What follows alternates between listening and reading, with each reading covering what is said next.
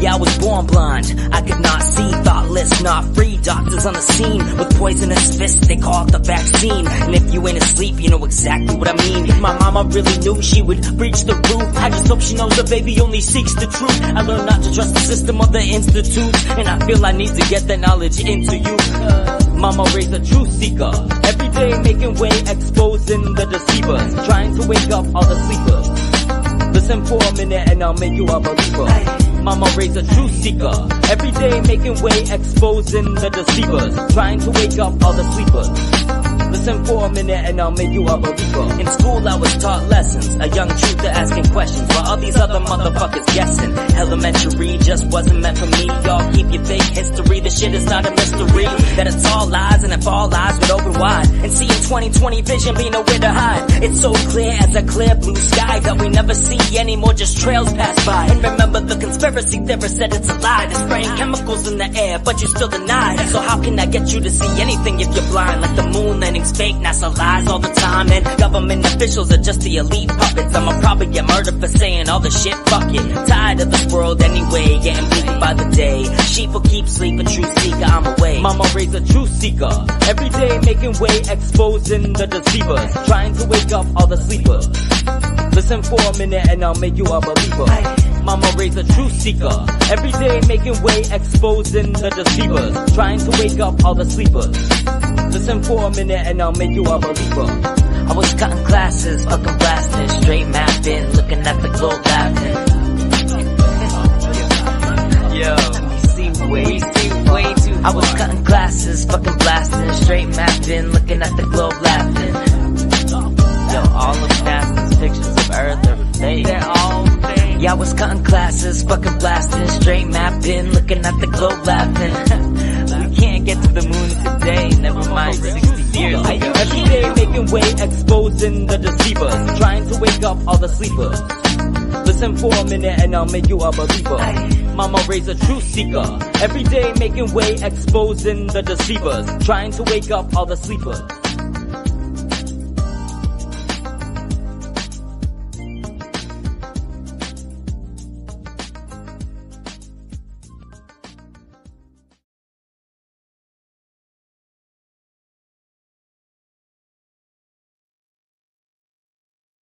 Structures of the Forgotten People. Oh, baby.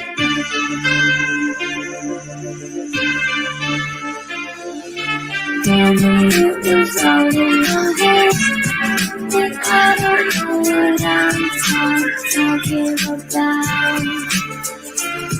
They tell me what was all in your head, and I don't know what I'm talking about.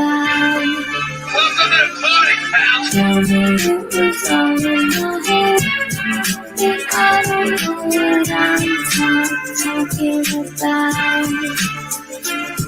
They tell me what was, and I don't know what I'm talking. According to Encyclopedia Britannica, mountains generally are understood to be larger than hills, but the term has no standardized geological meaning.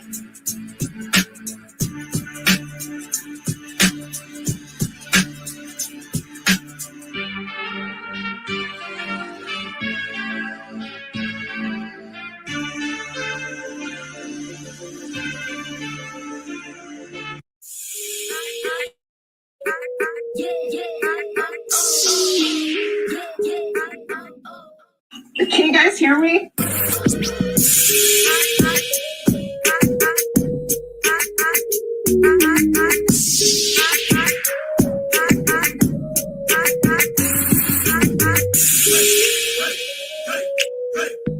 Can you guys hear me?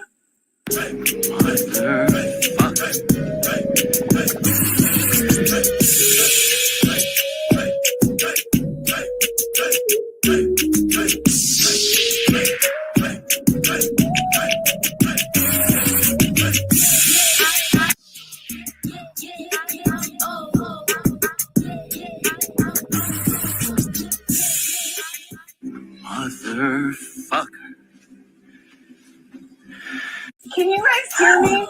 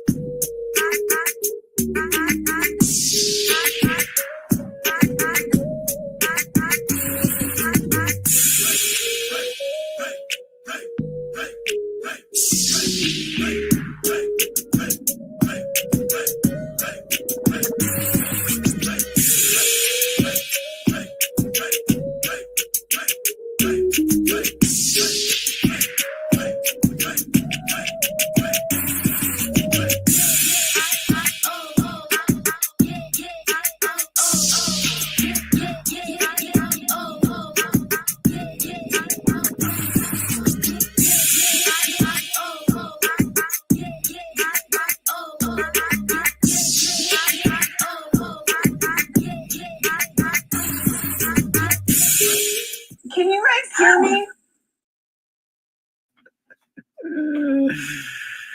What's up, everyone? Welcome to the show. And Jinx wanted to say hi. Hey, Jinx? Yeah, okay. Let's bring up Jen, TTS69. I'm on the wrong side. Hold on. There you go. There you go. No, I feel much better now. Better. Yes. Hi, James. Yeah, she's gone now. So cute. Yeah, she just wanted to say hi, I guess. But yeah, hi, Jen. Thanks for having me on, SHEPU. This is exciting. I love doing shows on your channel. yeah, I don't know what got into me this morning. I just wanted to do a show. Yeah, you wanted to do a show. I don't know on what, but you know, we're doing it. We're just doing it, going for it. Got a couple of things that I'd wanted to talk about, a couple of shows. So let's just do it all in this one. So. And we're going to go look at some of the links that I have as well, following with your title, energy, frequency, vibration, the ether tech that they were using, and the Egyptians and what kind of technology they had, which was basically the same as Tesla technology, DJed columns, and energy, frequency, vibration.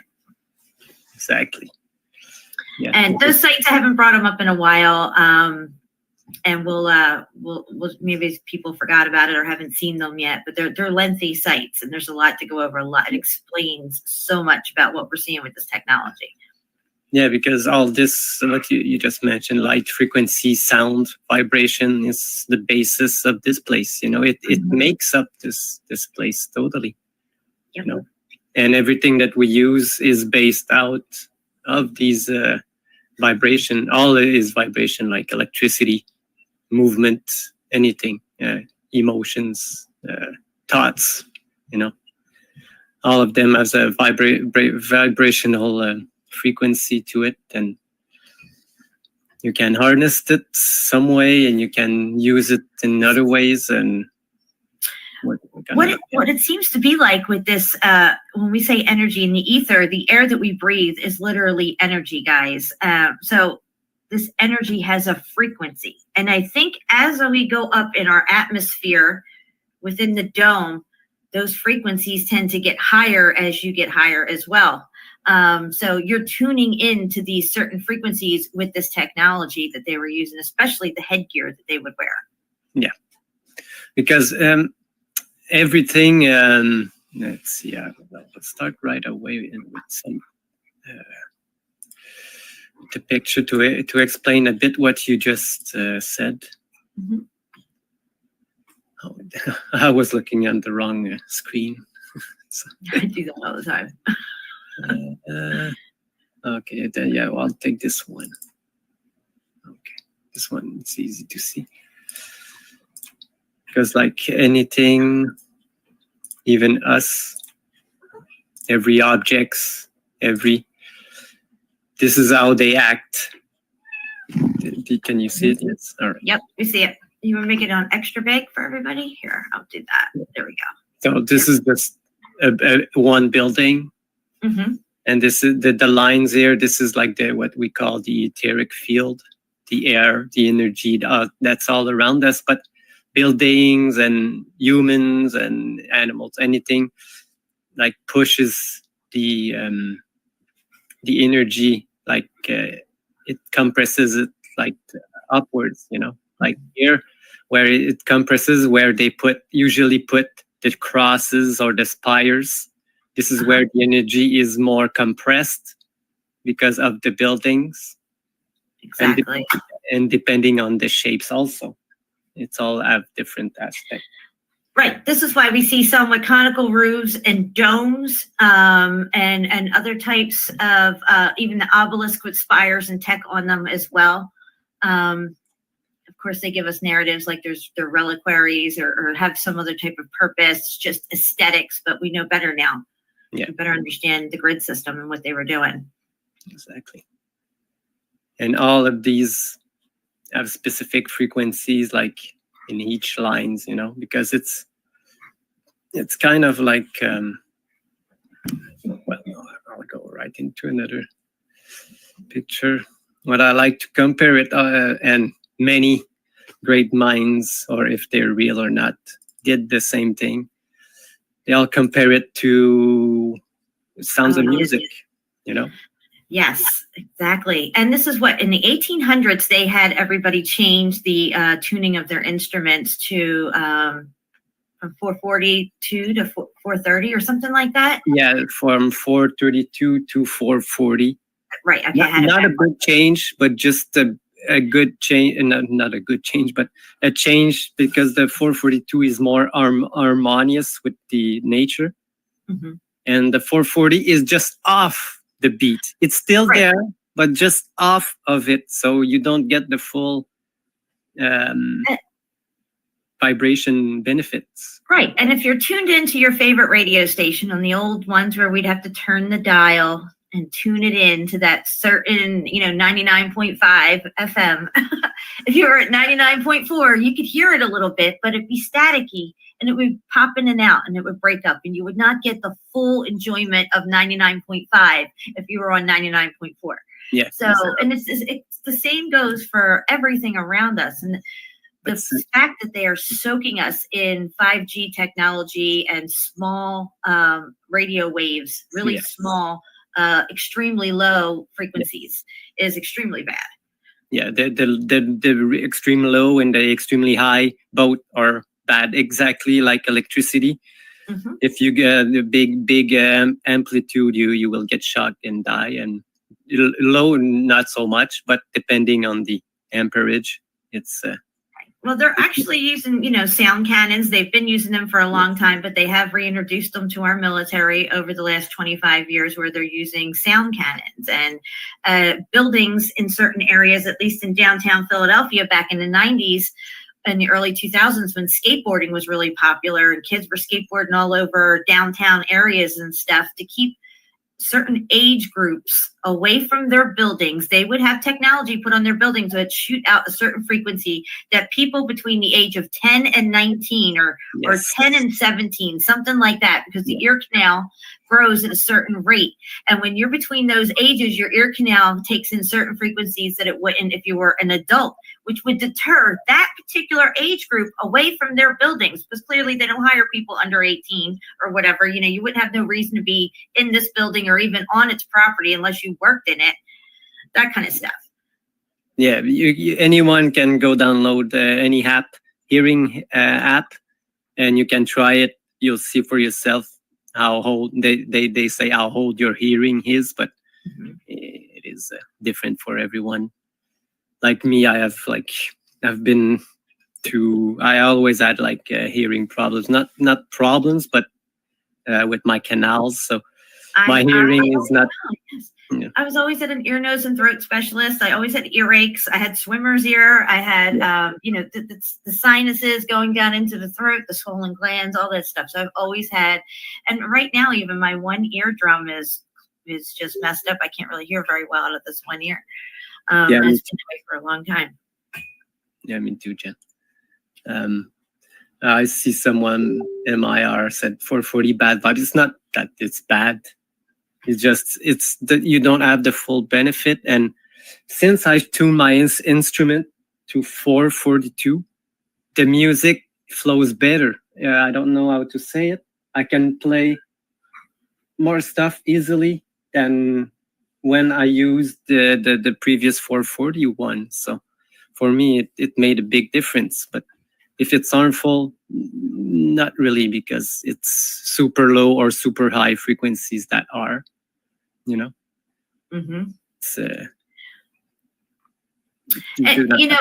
when you showed that building a minute ago, which it helps us to better understand, what they were doing, especially in all the different countries, like in India and in China. In China, you have the pagodas. In India, you have the stupas. And all their temple layouts, which they are not temples. Now, we know they're not temples, they're not tombs. They're clearly components on this grid system that help them with their free energy grid system of whatever they had at the time. And each component had a certain frequency and a purpose, a functionality on that grid system.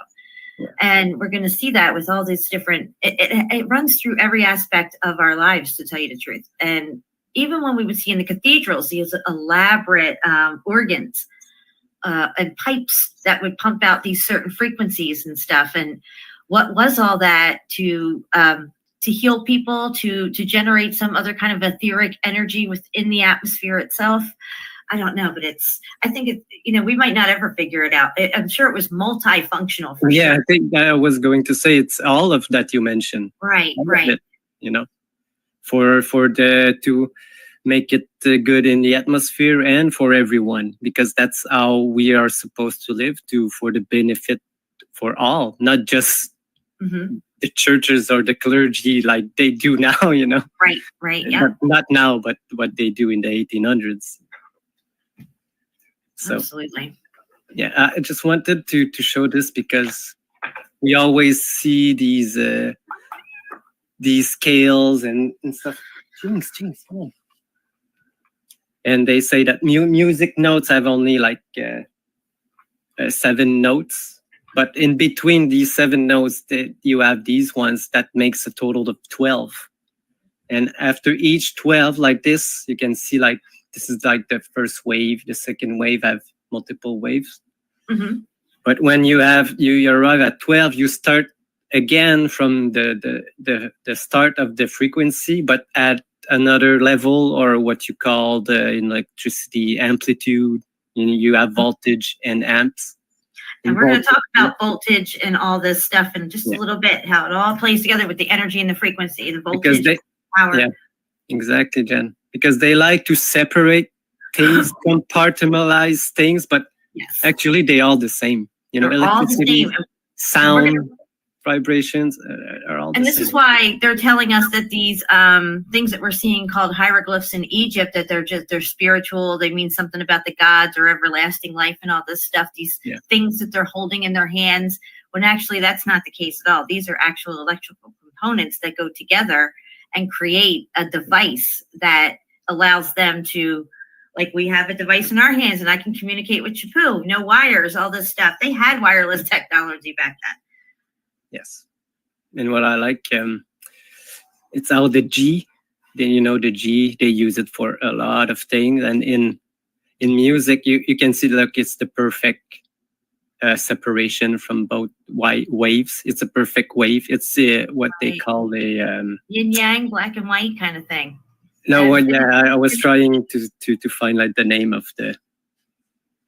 in the frequency. I don't remember. Not an octave, but 1 hertz, 1 frequency, because 1 consists of 1 up and 1 down. Okay, gotcha. That makes 1. In the G, they use it for the god, for the Masons, and this one in G in music represent the sun, the planet of the sun. Always in the perfect alignment. So all is connected to everything. And also when you look at another kind of musical scale, this one you see, no, that's but it's always like in a spiral motion, because like I said, when you arrive at 12, it doesn't start back at the first one. No, it continues on another like. Right. And this is a 2D image of a 3 and 4 dimensional vibrational frequency, just like we were talking about the sigils and the sigil dancing.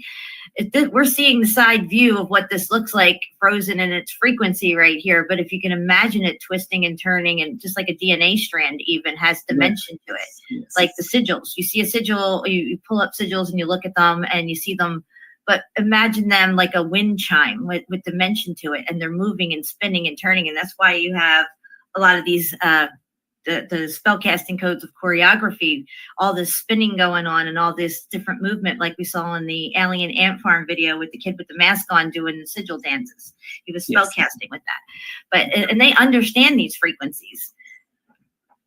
Yeah, it's from a long time that they know, because they have been like making books and experiment on this type of thing. I don't know if this And they've one. weaponized music. They've weaponized it to Yes. control the masses and to steer their narratives and to steer humanity in the direction they want to steer us. Yes, this one. I was trying to find the one. As you can see, it's always goes like this in a spiral Melanie's pattern. here. Look, Melanie's here. She's a little late. Can you guys hear me? You're a drop now, Can Melanie. you guys hear me? That one's funny. So yeah. This is one other way to look at it. Just superpose all I like that over one, each yeah. other. It's the same thing as this, but all in one. Because it encompassates everything. Because this one is only like this one, like close up. If you should like zoom out, you should see the same thing over and over, like a fractal pattern. Right. Because there's infinite numbers of frequency and infinite numbers of lower frequency.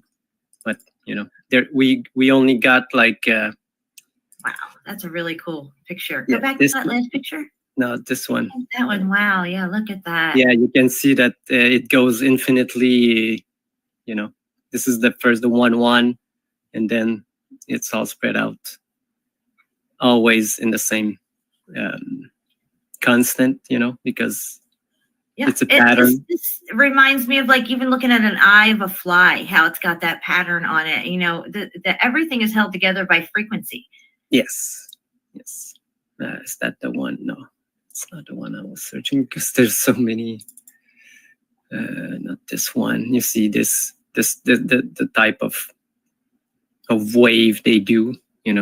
These low waves, like frequency. There's not even like the lowest. The frequency radio waves are okay for us. It depends on the length that you're exposed to it. If they are, I can't find the one I'm searching for. I'm sorry. It's okay. Take your time. A couple people who are a little late. I'm just saying, just a little late, but just late enough to be tardy. So we're gonna fix that. Don't be tardy for the party. You know who you are. Anyway, we're gonna just look at this one, because this is like the frequency that we use here, like the one that we use, and this is like only what we can see of the frequency. The colors, actually, how we can see the colors are because of the frequency that reflect. And if you can see the next frequency over, you might be saying you see dead people. Yeah, or something like that. Yeah. Because some people have that second sight, they call it, where they can see beyond the veil of scope of our vision, color range. Or people that see like what they call the aura, or depends on which type of I'm gonna say religion of. If you follow science, you're gonna call it the biofield, but if you follow like more natural ways, you're gonna call it either aura or the chi or the energy from your body. Right. But they're all the same thing. It's all the same thing. Our body gives off a frequency that can be seen if you have the eyes to see it. And some are born with that sight. Yep. But maybe it's a defect, because just like being colorblind, it's a defect in your cones in your eye because a malformation. But these, maybe they had one more that we don't, that's why they could see these type of frequencies. Right. What the freaky thing is that when they're making these genetically modified, designer babies, they can activate these parts of their DNAs to have this stuff. Yes. And, then they're messing around with stuff they shouldn't be messing around with, of course. Things are the way they are, I think, for a reason. God said it this way, and, man goes tinkering beyond his level. Yeah. No, they tampered with the DNA for sure for a long time. And now, today, it's even worse because they try to hack the DNA now, But they're not trying. They did. They do. They're weaponizing it. Yes. They did do it. But the way that we can overcome this is by taking control of our biofield and knowing that you have the control of your own body, for sure. But they will try to take control of you if you don't know that you can control your own biofield. Well, this is what they're trying to do with the poo-poos, if you will. Yes, exactly. To hack your biofield and then be able to program your biofield to whatever they want. Stage 3 stomach cancer, boom. Yeah. They want everybody slow, sick, and dying. And ever since a few years ago, our medical field was making sure people were living longer, things were, moving along, and now we've taken a giant leap backwards. As far as the medical field, but they've advanced on their end as far as, poo-pooing everybody that they can to be programmable. Yeah. And what they use most of the time is our emotions, because our emotions drives all of us, And if you are like in these low vibration emotion, like most of the people here, in this place, not here in the chat, but in this place, most of people live in those low vibrational emotions. And just sometimes you have these high vibrational emotions, but you should always be like all of these ones every day. And these ones not too long, because if you stay too long in either of these ones, you might lose yourself. And this is very, very true. Depression and strife in your life, different things that happen, especially if you're not used to coping with those things. Some people are used to that kind of chaos in their lives and they can handle it. Yeah. But other people, wow, there is a helicopter. Do you hear this? No. A huge helicopter just went over my house. That was crazy. I just got lost in my thought here. Oh, depression. Yeah, you get stuck in this stuff and it can really sink you down like a weight. It's heavy. You can feel it. That is in such a negative vibration and it gets stuck in that. It's really hard to get out. It's mucky. You get stuck. Some people wallow in it for years even, and then of course the medical field comes in and wants to medicate you and stuff. But a lot of things that happen to us during our childhood, traumas that we endure during our childhood, whether they're extreme or mild, they're still trauma nonetheless. And if those things can surface later in life. So when you do have something traumatic come up, it's a lot more difficult for you to deal with whatever that is, because maybe you haven't fully healed from trauma that you had that you didn't even realize you had when you were younger. All these things play into so much with our emotions. Yes, exactly. And these emotions, you need to let it go as soon as you can, because when you wake up in the morning and you wake up like frustration and irritation, that's how your day will be, So you don't want that. So. You want to try to live in the attitude of gratitude. Inhale, love, exhale, gratitude. It's not easy all the time, especially in this crazy place we call our reality. It can be very trying, but also you can kind of make a game out of it and then just, be mindful of yourself and your emotions. And when you feel yourself getting triggered into these rages or sadness or pissed off or worrying worry is a huge thing going on in our world, because people hang on to worry. Some people, it's their only purpose in life to worry. And you need to let go of worry. You need to live in the now, because when you're worrying, you're either worrying about something that happened in the past that you shouldn't be dwelling on, or you're more worried about something that's happening in the future that you have no control over. Yeah, exactly. When, it goes on and on, if you worry and then you start to blame and you get discouraged and then it's all the spiral down, it's one after the other. If you don't get over it, then just move on. But the only way you can do this if you can feel good about yourself. Just feeling good, it brings you up. when you talk a good thing that a good quote that I really like is one from where is it? Look at Mark says, I play a game every day, trying not to see melted stuff. I lose every time. No, you You got that right, Mark. Yeah. And your interview with that old world Tatarian research guy, sorry if I got his name wrong, was really good. You did awesome on that. I love that. Yeah, nice. Because it was maybe an hour and a half, and I was listening to it, and then it's already over. I think it was last 40, and I looked. Wow, it's already been an hour and a half, and I wanted more. I wanted it to continue, but but they said they might do it again. So. Oh yeah, definitely. That would be cool. Yeah, but yeah, this is what I love. This quote, don't speak negatively about yourself, even as a joke. Your body doesn't know the difference. Words are energy and cast spells. That's why it's called spelling.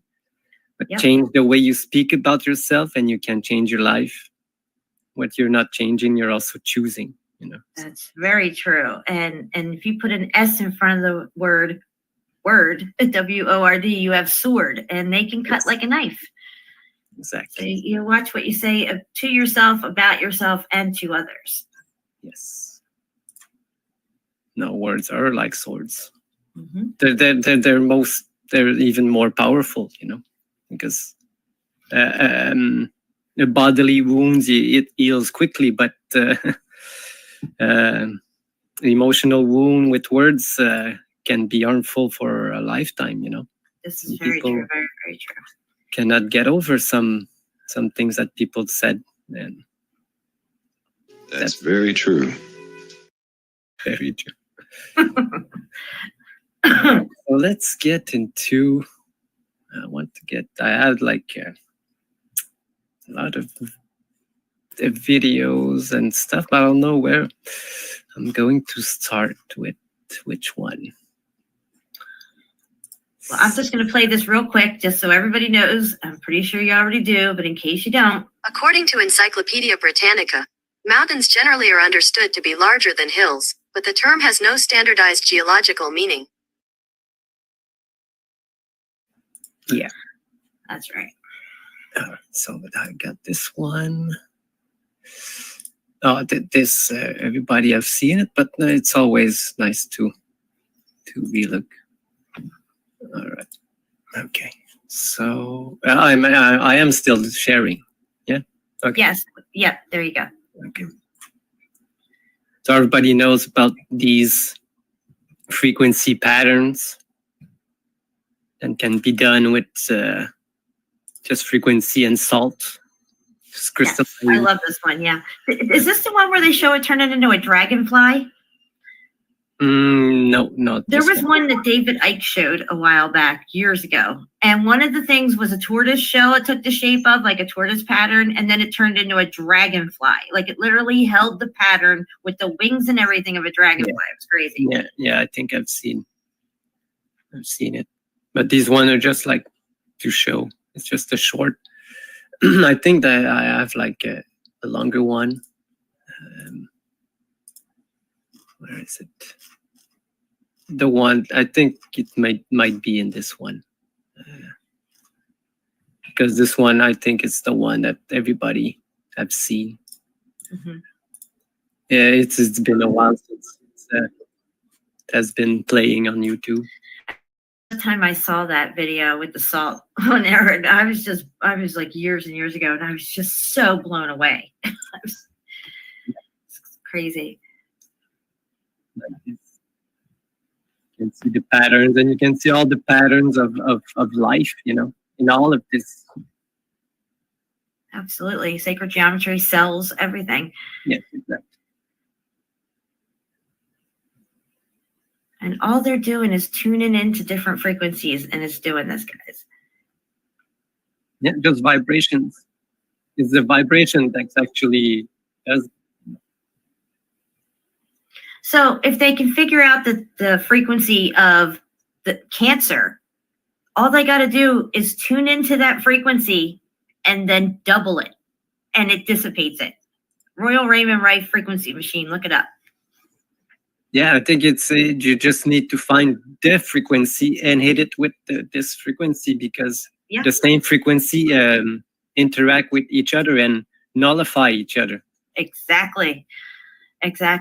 And you know, we know that the higher ups who run the show and the medical and all that crap know all this stuff. Yes. They should have. We should all have these machines in our houses already. We wouldn't need them. You see how it works? Yeah, but that's why they needed to destroy all this information, because the medical system they wouldn't need of it. We wouldn't need of any of it, except if we like break something or something. But even breaking something, an accident, like we always say, nothing happens for nothing. You know, everything has a reason. Yes. And if you listen to the Germanic New Medicine, it tells you everything. Even if you broke a feet, it's something you did in your life. You know, it's really something when you look at the research that they did. They are so far advanced. I can't even imagine where they're at with all this stuff. Jen, I had a site. I know I already told you. I had a site about all the patents that they do in the US. And I started looking to some of it. I had to stop because it was too crazy. I couldn't believe what they were playing with, you know. Yeah, I mean, we don't even know what's real anymore, guys. You know, I mean, they're just messing with stuff, and they get so much more advanced, and they're doing stuff that we can't even really fathom. Yeah. I got one of these 5G lights out front of my house. God only knows what that's doing. And that. Once that showed up, things really started changing around here. I mean, even in my personal life, it's just crazy stuff. Yeah, it can affect. Drop this pole down. Yeah, it affects your emotions. Mm-hmm. So, but this is what you were talking about. We showed it. You see how different frequencies affect the same one. You see, this one was not the same one, but if you hit the same vibrational, you know, it absorbs the vibration or just reflects it. Right. Because it's a reflection. Only the one that he does. Look, nothing happened with this one. So he's using a different size. He's got to use the same size. Yes, exactly the same. This is why the obelisk, you see the obelisk, the same size in Egypt, you know, on either side of what they say is a temple or a walkway. Yes, that's what I wanted to show right next. Like they always have these pillars, the same type of pillars. Mm-hmm. And I have this picture, you see. Oh, that's a good one. These two ones, they're the same thing, same size. They probably just communicated with each other. Like the same tech on top, everything. I wish we knew what was inside these balls. But do you see? Look, Jen, they got their power lines hooked up to these things, guys. Nothing to see here. And now look, let's just stay right there, SHEPU. These two things, I imagine in my head, wound up in a cemetery somewhere with Wilson slapped on the side of them. You see what I'm saying? Yeah. Because they would have to take this stuff down and take it somewhere if they can't get rid of it all the way or whatever. Oh, where is it? I lost the tab. That's okay. But yeah, this is the type of stuff that we see in cemeteries. These type of obelistic type monuments with just a name slapped on the side of it. Oh, they're just so rich, and you know they only put their name on it, Wilson. Yeah, exactly. There's an overabundance of obelisks in graveyards, and standing columns with urns on top of them and stuff. Yep, that's right. This is the equivalent to a DJED column here, this tech right here. Yes, just like if you look at this. I love Skippy peanut butter. I'm a Skippy girl. Always have been. Yes, this right here, exactly. It's the same, guys. It's the same. Yeah. Like I said, we're on the show with Martin. This coil, I think they represent, look, they have arrows. And this coil said that this thing is the same thing, and this thing is same thing as a coil. Exactly. You know? I think that's what they were representing.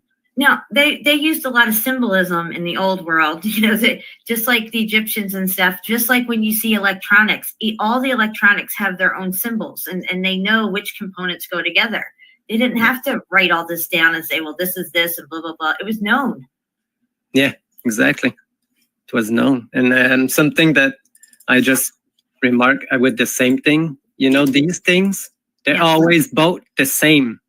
The same, exactly. You know, you always need two of them. And probably when you connected to the thing in the back, they produce the energy. But if you retract it, they don't touch. There's no gap. So the energy stops. But if you put it back there, the energy starts back again, and they communicate with each other, creating the energy, propagating all over the place to these metal things that is everywhere in those buildings, you know. Because they call it. My friend from Japan's here. Oh, hi, Hame-chan. Candy. Hello. I think you were a little late too. I just was saying you're a little late. I don't feel dirty.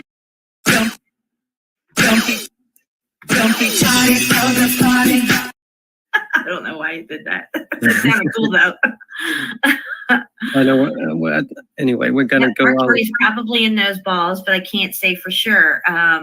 It's an assumption, a theory, until I know for sure. It could be some kind of red mercury, not just mercury, but you're red talking mercury. about mercury, Jen. I'll just go.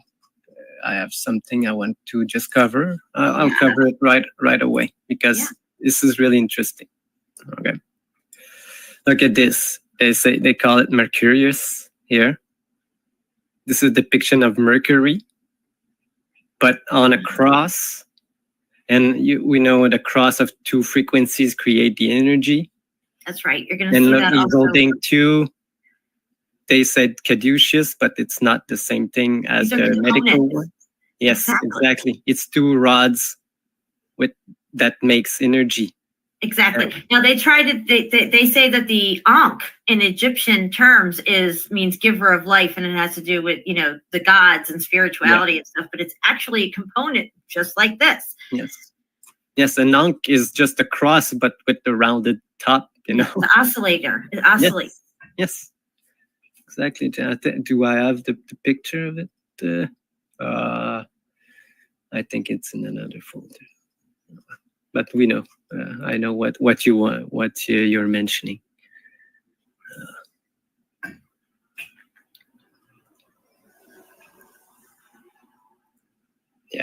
No, I don't have it. Okay.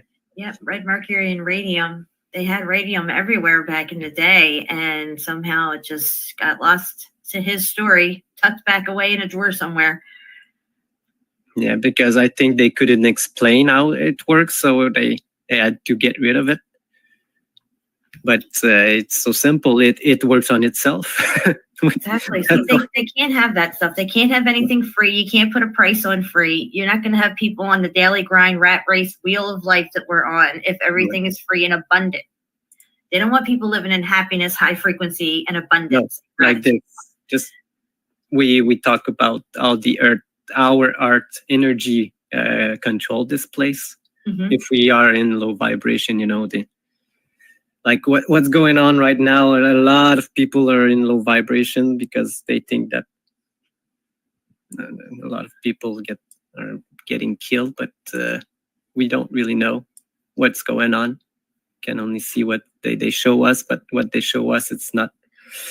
What they show us is fear-based mind control, whether it's happening or not. This is to keep everybody's consciousness trapped in fear that it might come to your front door and get you. All this stuff. Yes. And, I said on CFM last time that they were talking that somebody from Montreal, I guess from Quebec, Canada, was killed, and he was 33 years old today. They said that someone from my city I think they will do it for every city. Oh, someone close to someone in the city was died over there, just to get more people They sad. never say anything good happens. They don't talk about anything good, wonderful, and beautiful that happened during the course of any given day on the news. Yes. And this thing is what we were calling our heart energy. But when I see this, every time I think about this thing, not this one, but these ones, they were always. Yeah, I remember this. The Care Bears.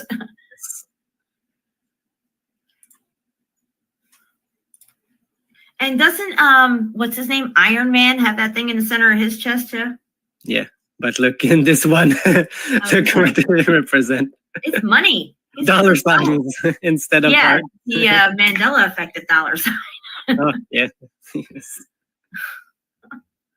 all his fault. Yep. Okay. I had something really interesting that we can look at. Mr. Beast is in the house. Annette is here. Angela, Melanie, Johnny Cool, Bian, Langung. I hope I said that right. Messa Melton in the house. Zal is here. What's up, everybody? Who else we got? Come everyone. I see CFM up earlier chatting. What's up, CFM? What's up, Jeannie? I know you guys are listening. Okay. Do you remember, like, just has nothing to do with what I showed with the St. Elmo's fire, like on the ships, Yeah. Like this, it's open into, like, showing like the frequencies that are gathered around these points. But what I found interesting is that everything has it. But look on the broccoli. Wow. Over this is the same thing, Even this. Broccoli. But it makes the same effect as St. Elmo's fire on masts of ships when they look into ultraviolet photography, I guess. Yeah, really interesting. That is very interesting. And our body and our hands are the same thing. The tip of our fingers produce the same effect. Right. But we cannot see it, Can you guys hear me?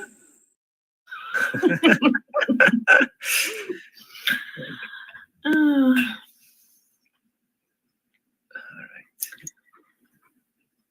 Okay, so we'll get into. Well, can I share a tab real quick?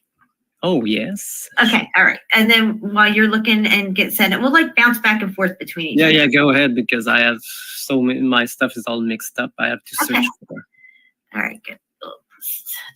Entire screen share. All right, can you guys see this? Can you guys hear me? We can see it. All right, so it says Jacob's. Should I show this one? Is this going to be okay for you, SHEPU? Yeah, no problem. Are you sure? Yeah, no. Okay. Yeah. It says Jacob's ladder and the antenna of the temple, the human body, because your body is the temple, and you have temples on either side of your head. As they call that, your temples. Ancient monuments and temples appear to have been designed to harness cosmic and terrestrial forces. They function like a transceiver. So here's a diagram of the pyramids, and they explain what's going on with these types of things here. I'm not going to read all of that, but I want to scroll down here a little. It says, all that is waving in resonance with vibes. So we're talking about energy, frequency, vibration here, guys. I will drop this link in the chat. I'll do it right now so I don't forget, because this is a lengthy site. We're going to scroll through it. It's very educational, very informative. I encourage all of you to take a look at it and do your own research. So I've had this site for quite some time. Okay, so here you can see that they're harnessing energy with these types of components. These are not temples and monuments like they would have you believe. And we see a lot of these standing towers with the point conical roof on top, just like we see with pagodas, and they usually have windows going down them. These are resonant cavities that are through the center of these. So the cosmic energies of the heavens above are sometimes channeled into the buildings and megalithic structures of Earth using an antenna-like conical structure on an ancient religious architectural building like the stupa or pagoda. The mast slash these other names here is a conical structure that functions as the antenna of the building. Okay, so they're admitting here that they are harnessing energies into these buildings. These buildings are components, they're not actually temples. Here's a pagoda here with the diagram with the mast, has 9 rings on it, and then the pole goes straight down into the floor of the building and it gets grounded, and each level has a functionality here. And you can see, we see this tech everywhere with stupas, also down in cemeteries. This is one that's on the ground instead of on top of a building here, just like we would see in our cemeteries. There's an overabundance of obelisks and monuments in our cemeteries. It says the mast of the stupa, which represents the cosmic axis, functions like an antenna that channels the ether energy from the heavens into the earth. The heavens are represented by the chakra umbrella that are on the mast. So each level of this technology is tuning into the frequency of the ether. Just depends on which level you're tuning into here. As you can see here in their diagram of the flat earth, with the axis mundi in the center, which would be the camp of the saints, in our opinion. And also below us, which we covered before, which are the 9 circles of hell. It's very interesting. They have this looking like a coil coming down here, like a Tesla coil. Yep. And here's the keystone of the structure. Now, I think the Masons always have keystones in their structures. It says the keystone of the structure, which is the mass of the stupa or the axis mundi of the building, is like the spine of the temple's body. And that goes for our spine as well, because we are actually harnessing this energy. And there's tech that you could wear on your head that they wore in the old world to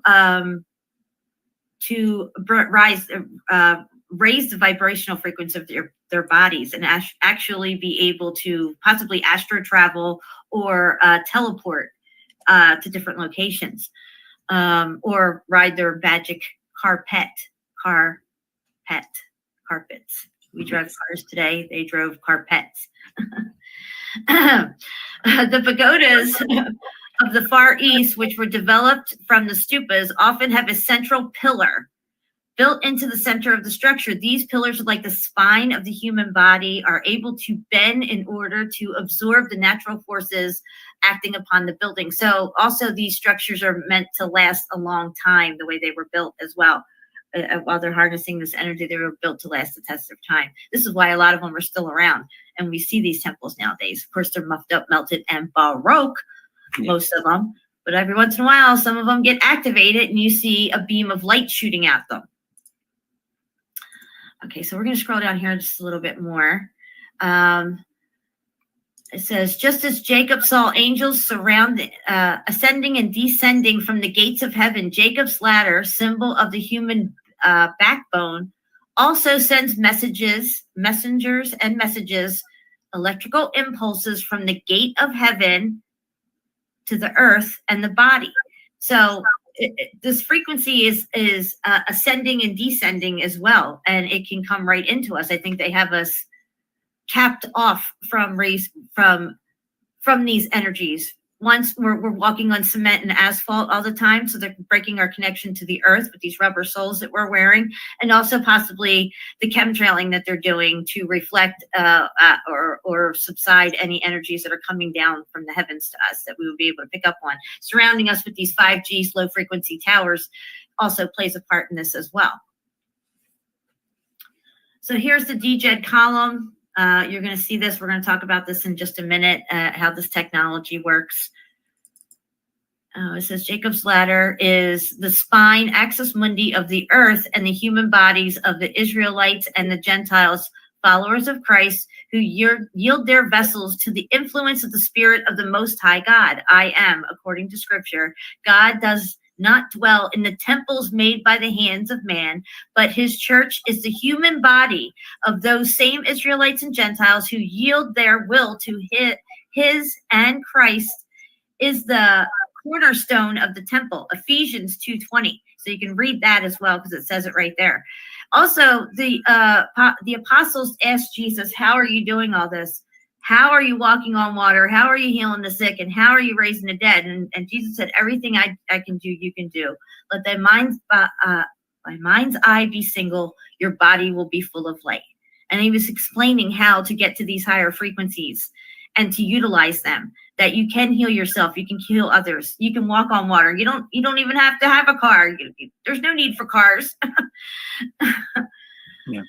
Okay, so however, for the pagans, temples and the bodies of those who yield their minds to the Antichrist. So you can see that how we're being bombarded by negative frequencies. We're being bombarded by the Antichrist frequency now, and that seems to be taking over. It's tuned more into that frequency, if you will, where we're at right now in this particular timeline. Okay, so here we're going to talk about the DJED columns. You see columns standing everywhere. If you look at the Roman architecture, Greek architecture, every architecture across the plane, you're going to find standing columns around the domes, around the buildings, down causeways, all over Vatican City. What is with all of these columns? Why did they need so many freaking columns everywhere? Well, this is it. It's because these are DJED columns. The Egyptians' DJED is similar is shape and function to the modern high voltage insulators. The spinal cord directs and insulates electrical signals from the brain to the body in the same way that a DJED and high voltage insulators do. Now, that being said, I'm going to go over here to this Royal Light International page here, which I'm going to drop this as well. This is very informative, very educational. I've showed it many times on the streams. And if you haven't seen it before, you need to read up on it and do your own investigation. You will not be disappointed. I'm going to explain to you what this Ankh is. The Ankh is both scientific and spiritual. Find out why. So here we're looking at the Ankh. The Ankh was used in ancient Kemet for many reasons, one of which was to conduct electricity. The Ankh was used to conduct electricity. That's right. Electricity was discovered thousands of years before Christ, and the Ankh was the tool they used, the Ankh. But not just the Ankh. They had other components that went with the Ankh. They had to go together in a specific way to create this frequency that they could utilize, that they were trying to harness. It says the Waz scepter in the top left of the picture, which is this right here, guys, represents power that flows through the Ankh. And it can also be seen going through the middle of the Ankh in the pic at the above. So here you can see the Waz scepters running down through the center of the Ankh. This is what it all put together. Yeah. And they put the eagle there to show you that they use this symbol as well for the energy. The eagle with the open wings. Right, exactly. So the DJED in the right of the picture, which is this one right here, it looks like a column, DJED column. The DJED in the right of the picture was used to help with voltage, and the Ankh itself is what was used to help with the flow of the electrical current. So here's our question. What is a DJED pillar? And the answer is DJED pillar is a symbol from ancient African culture which represents concepts related to stability, representing voltage. You have columns everywhere across the plane. Everywhere you go, there's columns. They represent voltage because this has a component, it has a purpose and a functionality on this grid system. So why do we need the columns? Well, we need the columns to go with the Ankh because it's a DJED column if you're making this particular component. A cell phone's a little bit different than your laptop. Your laptop's a little bit different than your computer. Your computer's a little different than your alarm clock. They're all different components used for different things.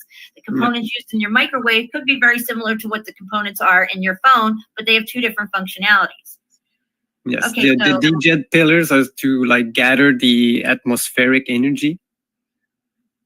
They're actually like the Tesla towers. Yeah, that's what it's for, gathering the energy. You know, they take the energy from the ether, and you were going to talk about the ankh. Yes. That is the thing that it will vibrate with the energy, you know, and then it will be transferred to the other end, that what you're going to eat, that the scepter, you know. So So the ankh, it represents life or giver of life. I have two ankhs tattooed on me, actually. I never knew before I read this site that they had anything to do with electricity or actual components. These are actually components that go together. And when you have the ankh and the DJED column, you have current and voltage. Then you need the Waz scepter, which is a symbol related to power. So once you have voltage and current, you have power. They're telling you right there. It says the ankh is the ultimate spiritual carrier wave of energy created by the ancient Kemets. Yeah, because for me, what it represents, the ankh, it's like a tuning fork, because it will take the vibration of what you put it to, you know, like.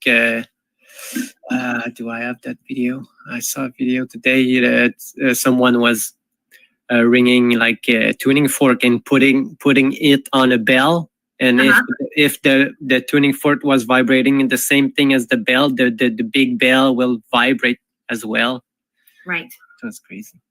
So here we have the god Ptah, and he's actually holding the ankh, which has the DJED and the Waz scepter in it. It is said that the instrument or God particle was used to heal the body and bring life.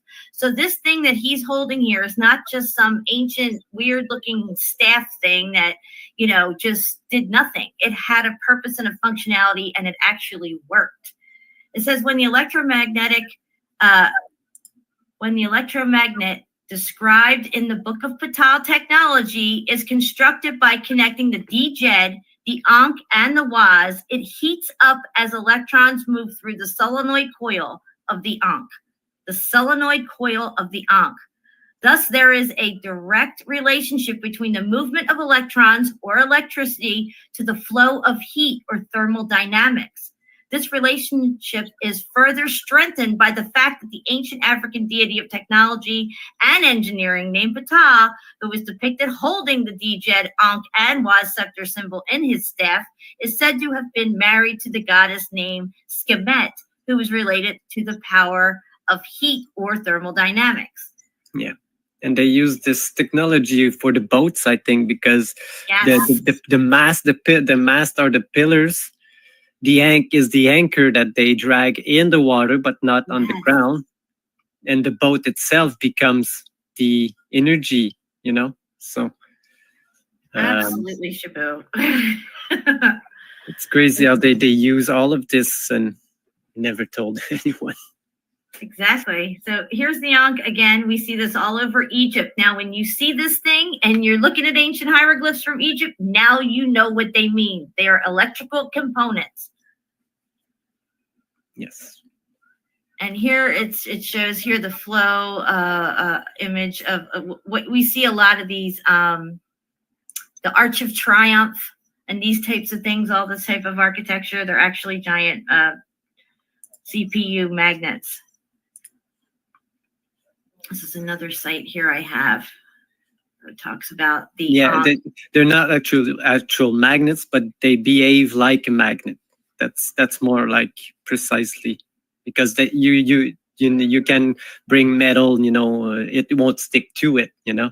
But the etheric energy behaves like a magnet would on the electromagnetic field, I guess. Right. So you have the U magnet, which is the loop here. The U magnet would be making the energy oscillate and come back down again. Yes. Okay, so it's not just shooting out everywhere. They're looping this energy. You got the large induction coil here, which is the spine of Osiris. That's how yeah, that's how it can vibrate for a longer time because of this looping. It doesn't dissipate. It's infinity. It's Yes. everlasting life, which is what the Ankh represents, like an everlasting battery. It's everlasting life. They told us slightly different what all this stuff means in Egypt.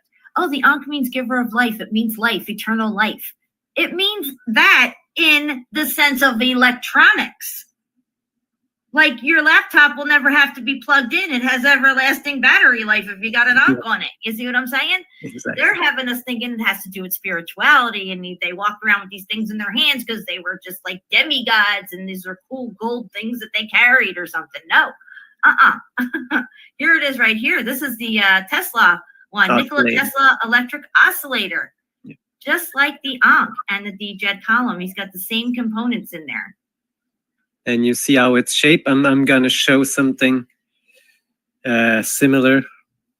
How it shaped this. How the. Do you want me to come off screen share, or are you gonna show it? Oh no, you can continue, Jen. Okay. I'll show it afterwards. So the DJED is another ancient Egyptian symbol, commonly represents a pillar that attracted the attention of researchers exploring ancient electromagnetic technologies. And like I say, these columns are everywhere in Egypt. You can find them all over the place, even today in your cities, different buildings, all over the old buildings and stuff. DJED or battery is made of placing two dissimilar metals on either side of a piece of papyrus, soaking it in salt water or acid. Greater power for, what's that? Oh, if you go up a little bit, and you see, now go back down, where the same paragraph you were, but look at what they are looking like. This is a battery, how they make an old battery, copper, paper, and zinc. But this looks like every brick building, Jen, with bricks, and then a layer of concrete, brick, a layer of concrete, brick. You see? This is very true. Passing voltage through all sorts of metals experiments using these batteries were able to produce many chemical reactions and split molecules like water into hydrogen and oxygen. Egyptologists have long suspected the use of direct current in Egypt by many examples of electroplating jewelry. They suspected it, but they know it. They know what they were using, and they cannot let anybody else know what they were using. So they have these symbols be just related to. Yeah, we've been saying this for since the beginning, that they needed this electricity to gold plate any jewelry that anyone has. That's right. And they don't say that they had energy. So how did they do or it? they'll make it like, well, they had it, but it was so minute. It was maybe just enough to get that one necklace electroplated.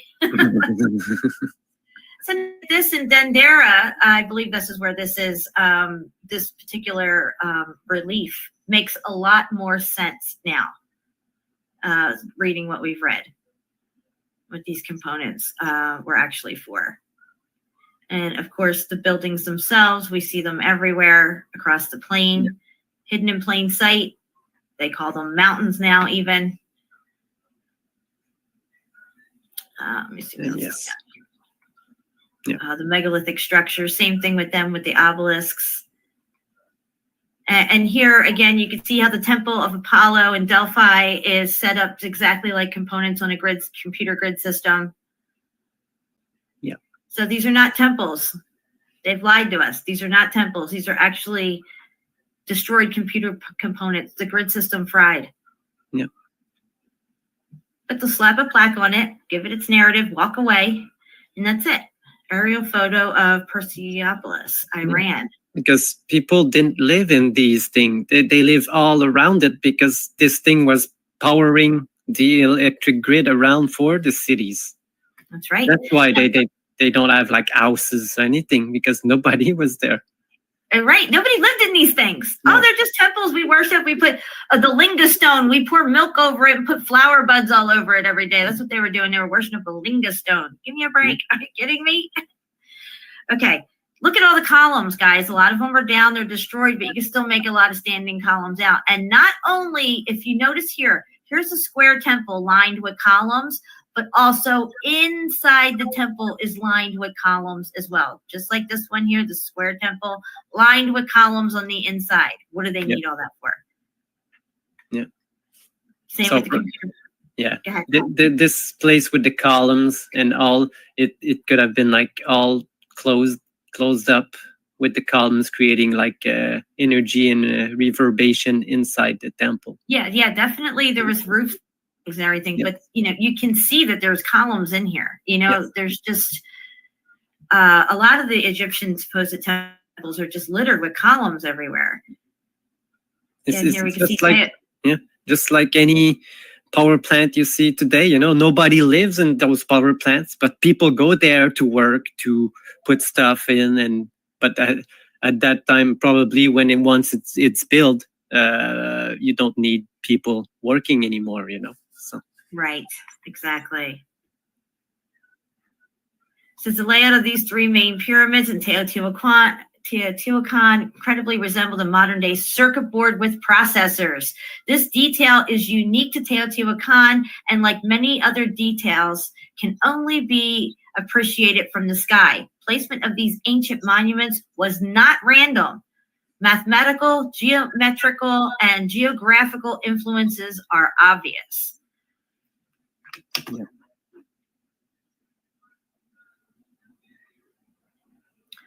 Let me see what else is down here. Okay, well, they show the globe here with the ley line patterns, but if you just take the globe and squish it down flat, you have the flower of life pattern, which was being utilized with this Earth grid system. The world grid or Earth grid is a theory of our ancestors supposedly constructed their monuments on energy ley lines.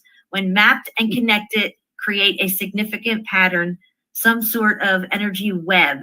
The whole idea of the world grid is that the Earth is like a huge crystal with the energy flows around it at little nodals. Energy paths intersecting and move all over the world. Now, these nodal points where they intersect are extremely high energy frequency points. If you notice, this one right here is right where the Bermuda Triangle is. This one here, I'm circling. It looks like it says 18 on it right here. Bermuda Triangle right here. Okay, where you have these key nodal points, there's extremely high energy happening there, and there may even be beyond the veil type things happening there. Number 8 over here looks kind of where, possibly where Skinwalker Ranch is. I'm not saying for sure if that's the location or not, and also could be kind of where Yellowstone is too. I'm not sure.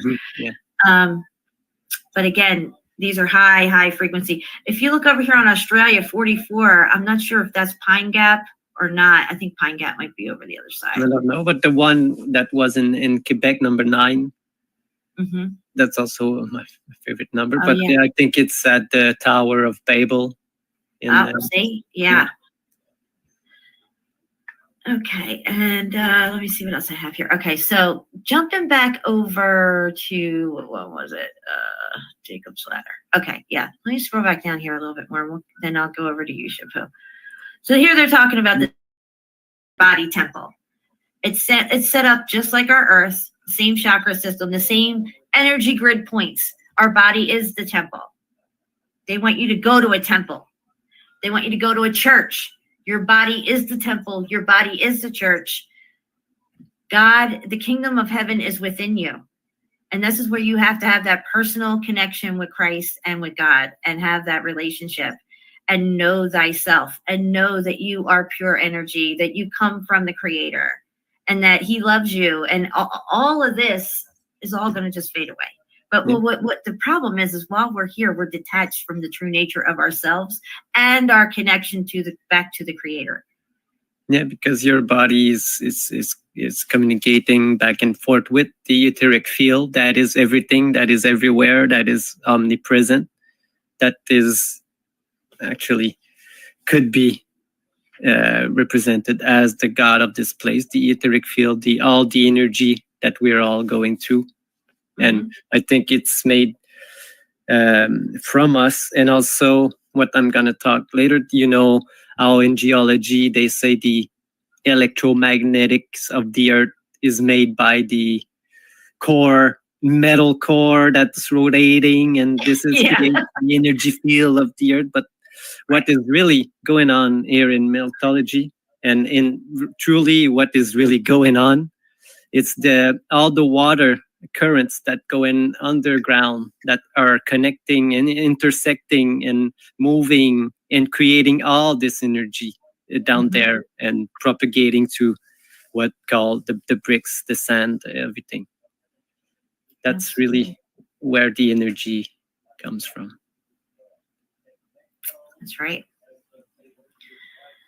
So here we're moving down into some of the temples here. They call them temples. But here you can clearly see that they have a statue sitting inside one of these stupas with the tech on top. What was that? Was that a healing chamber?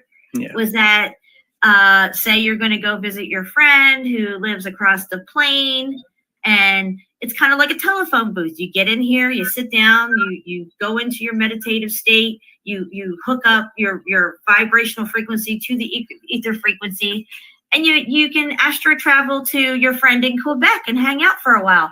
All the while your body is here safe within this contained space of energy. Yeah. That's what it looks like to me. Why would they show people sitting inside these? You know? Yeah. It's our earthly plane right here. You got the zenith, which is Polaris. You got the sun and the moon and the primordial oceans below us. Yep. This is a dome up here, I guess.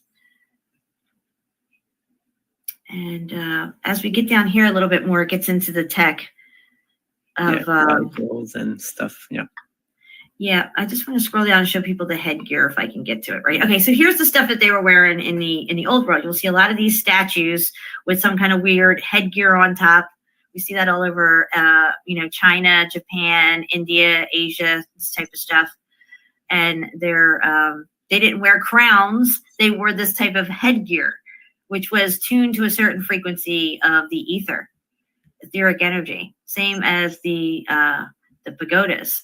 Same type of technology, except they wore them on their heads. And it's funny how they talk about us wearing tinfoil hats because, it basically has to be a type of metal. Like theirs was pure gold. Yeah. Now, when you see these things when you look at different places in Indonesia and Asia and stuff, you'll better understand what this technology is. And what they were utilizing it for. It's called stacking plasma energy, which is why they have these different levels to it. Of course, the conicalness and how many rings is around it means how much energy you're going to stack, which means what you're tuning into. So if you're only stacking 4 or 5 toroidal energies, you're only going to turn into certain frequencies of the ether. If you're going higher with 9, stacking plasma as it's coming down, that's the type of energy that's coming into your building. And this is what it looks like. And they supposedly have ancient drawings of it that people were depicting through different countries, supposedly in ancient times. Yeah. Again, it looks very similar to the spine of Osiris, which is a D-jet column, which is what you see right here with these 4 rings around it. This is exactly what stacking plasma energy happens within these D-jet columns. It says plasma discharge and the toroidals they're talking about here. Again, we see the Russians had a lot of this type of stuff too. They were using a lot of these type of coils and machine type components in their real world scenarios. They took all that away from us, but the Russians seem to have used it for a while. You can see here a Russian harp in Ukraine. Same thing. Yep. These rings are stacking plasma energy. They're harnessing energy and then distributing it back out into the ether to affect certain things, especially if it's directed. Then you have a directed energy weapon, directed frequency energy weapon that can be harnessed and directed. Just like this here, this temple has an array of stupas with their tech on top. What do you need all these stupas for? This reminds me of a graveyard. Just like the harp array right here. Can you still hear me, SHEPU? Can you guys hear me? Yeah, you should. So the stupas are arrayed like a Tesla harp antenna field, guys. They're showing you. Now we better understand what we're looking at. We better understand the functionality of these things and understand that this pagoda is not some high-rise apartment building from the old world, and it is certainly not a temple. It is tech that had a functionality just like this Tesla tower right here next to it. Yeah. But, maybe temple, that's what it meant, and we changed the meaning of this, because... Temple towers, they're calling them. I think they should be called energy towers. The temple thing, the temple connotation comes with the idea of worship and repetitiveness. Like, you have to go to this temple, you have to worship. This is what they did, and they're structuring people around worshiping buildings of some sort. You know what I mean? Instead of fully understanding the true power and functionality of what these things were. Like, they tell us we're on a planet. They've always told us we're on a planet. They never lied to us about it. It's a planet, not a planet. So just because you say it wrong and you've brought up with this whole different narrative, you can't see that you're actually been told you're on a planet this whole time. Here you can see 2 Tesla coils, 260 feet apart with a house in the middle, and they go 10 stories up. So we're stacking 1, 2, 3, 4, 5, 6, 7, 8, 9, and this will be the 10th one up here, 10 stories of stacking plasma energy through this field. Between these 2 coils, this is where the magic happens, right here in the center. Between the 2 fields where they meet, that's where things work, turn on, and levitate. I will show you over here. It says right here, if I can move this over, hang on one second, guys. Let me see if I can slide it over a little. There it goes. It says, between the avenues of the Sphinx stood 2 generators, A and B. A is sending and B is receiving. Between these 2 antennas, a solitron or vortex field is generated. It is on the field that the heavy building blocks were carried, according to this narrative. And that could be very true. I mean, maybe that is how they built the stuff. If they had the technology and they have these massive things that they were putting up, it makes more sense that they were able to float them into place using levitation through these devices to place, to mold, to reform and shape even some of them to fit even better. Not just necessarily always exactly X factor event, but in some sites you can see that they're massive constructions. So where's all the machinery that they use? This is the whole big thing about, like, well, how did they make all this stuff? I think they were much larger than us as well. We have to factor that in. Yep. Here you can see a picture of the DJED column within the Ankh right there. This one is made of jade and probably has a metal within it as well. But I'm going to give it back to you, SHEPU. I just wanted to, and I'll drop these links in the chat for sure. Yeah, no, everything can be harnessed because everything here is energy, like just wind, just movement is energy. You just need to have the tool to harness it, and the easiest tool is just but metal. They never let you know that you have this connection to it. It's like you never use it. It just it atrophies. You know what I mean? You get too wrapped up in your. I had a whole thing. We're watching entertainment that's proliferating our brain constantly, and it's that in itself is steering our emotions. Just the entertainment itself that people saturate themselves with. To try to explain to somebody, I mean, of course, I don't even know how to do this stuff. I'm getting a better handle on my emotions, but this is next level stuff that we should have all been taught from birth. This would be a completely different world. Yeah, exactly. And I think all of this has to do also with our own energy when you use these things like the crown or the helmet or because you need to concentrate your own energy also. Your thoughts are also some kind of frequency waves. That is energy also. But I wanted to, I lost what I wanted to show, but I have so many stuff. I dropped all the links, guys, that I was that I was showing on this presentation so far. So what is this? I'll go. This is just how. Wait. Sorry.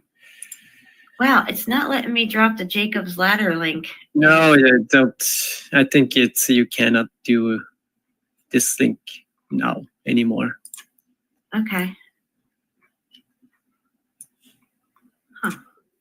Yeah, it's a dangerous link. Right? Because they don't want you guys to know this stuff. Yeah. No, I got hit for making this link. So this is, kind of how etheric energy works, because this is the grounding and the atmosphere, ionosphere, Mhm. Then we talk about the buildings going up. These buildings were built to the heavens. It even says it in the Bible. It talks about it in the book of the Nephilim. There's some type of book of Nephilim out where they also talk about the cities being built. Yeah. Massive cities to the heavens. You see, this is what I was talking about, how to compress the etheric field, every objects, everything, and then it interacts with the energy. Like this is like a column, and it because it is narrow and really high, it really compresses, and also the pointy tip helps, because the pointy tip just touches with the first layer of the field. Just like the mast of the ship. Yes. Is catching it. Let's see if I drop it in here. All right, I dropped it in the chat on the YouTube side, guys. I think that'll work. Yeah. Not And sure. here, this is just a thing to harness the energy. If somebody want to add this link also, I'll just put it. It's really interesting, because energy is everywhere. We just need the tool to harness it, and the most easiest tool to have now today is just coils of anything. Any metal coil can do the job, but mostly gold or copper or copper. They took all the gold and copper. A lot of the copper domes are down. They left some up, yes. The gold's down from the domes. It's Baroque. Doesn't work anymore, these components. We utilize them for government buildings and all this public school stuff and libraries and palatial estates and stuff like that. But so they got rid of a lot of the gold. I mean, look at Palace of Versailles. That thing's covered in gold. Yeah. That was not meant to be lived in. This is why there's no bathrooms. It's a component on the grid system. Yes, exactly. And remember, I showed them. Where is my picture of this thing? Okay, remember this thing? How these? Do you see it, Jen? Yes. Oh, this is cool. I remember this picture. Yes. Yeah, you see that the water is like moving around it. Yep, spiraling like a DNA. Yes. Yes, but the reason it does this, because this generates electromagnetic field. This thing that we see with the DJed columns in it. Yes. Yeah, the DJed column and the crown. Right, now let's just pause there for a second. Take a good look at these columns and think of your graveyards in your area and how many columns, just columns, not even obelisks or anything else. Columns with urns on them, columns with nothing on top of them, columns in the center of your graveyard that's on a turnaround. They're everywhere in graveyards. Yeah. Yeah, I see a comment from our reality. They use very high water towers. Well, there's a problem with this, because after 10 meters, I think, there's no more pressure. It's a weird thing. You can go check it out on YouTube. You'll see a lot of experiment about it. But yeah, I want to show this because this thing can be reproduced using sound frequencies. And you will see here. Oh yeah, look at that. You see that you just turned the sound, but it's not levitating. It's still moving. It's just that the frequency that is moving is the same frequency that the camera is capturing. So that's why it looks like it's not moving. But it's still going down. Right, exactly.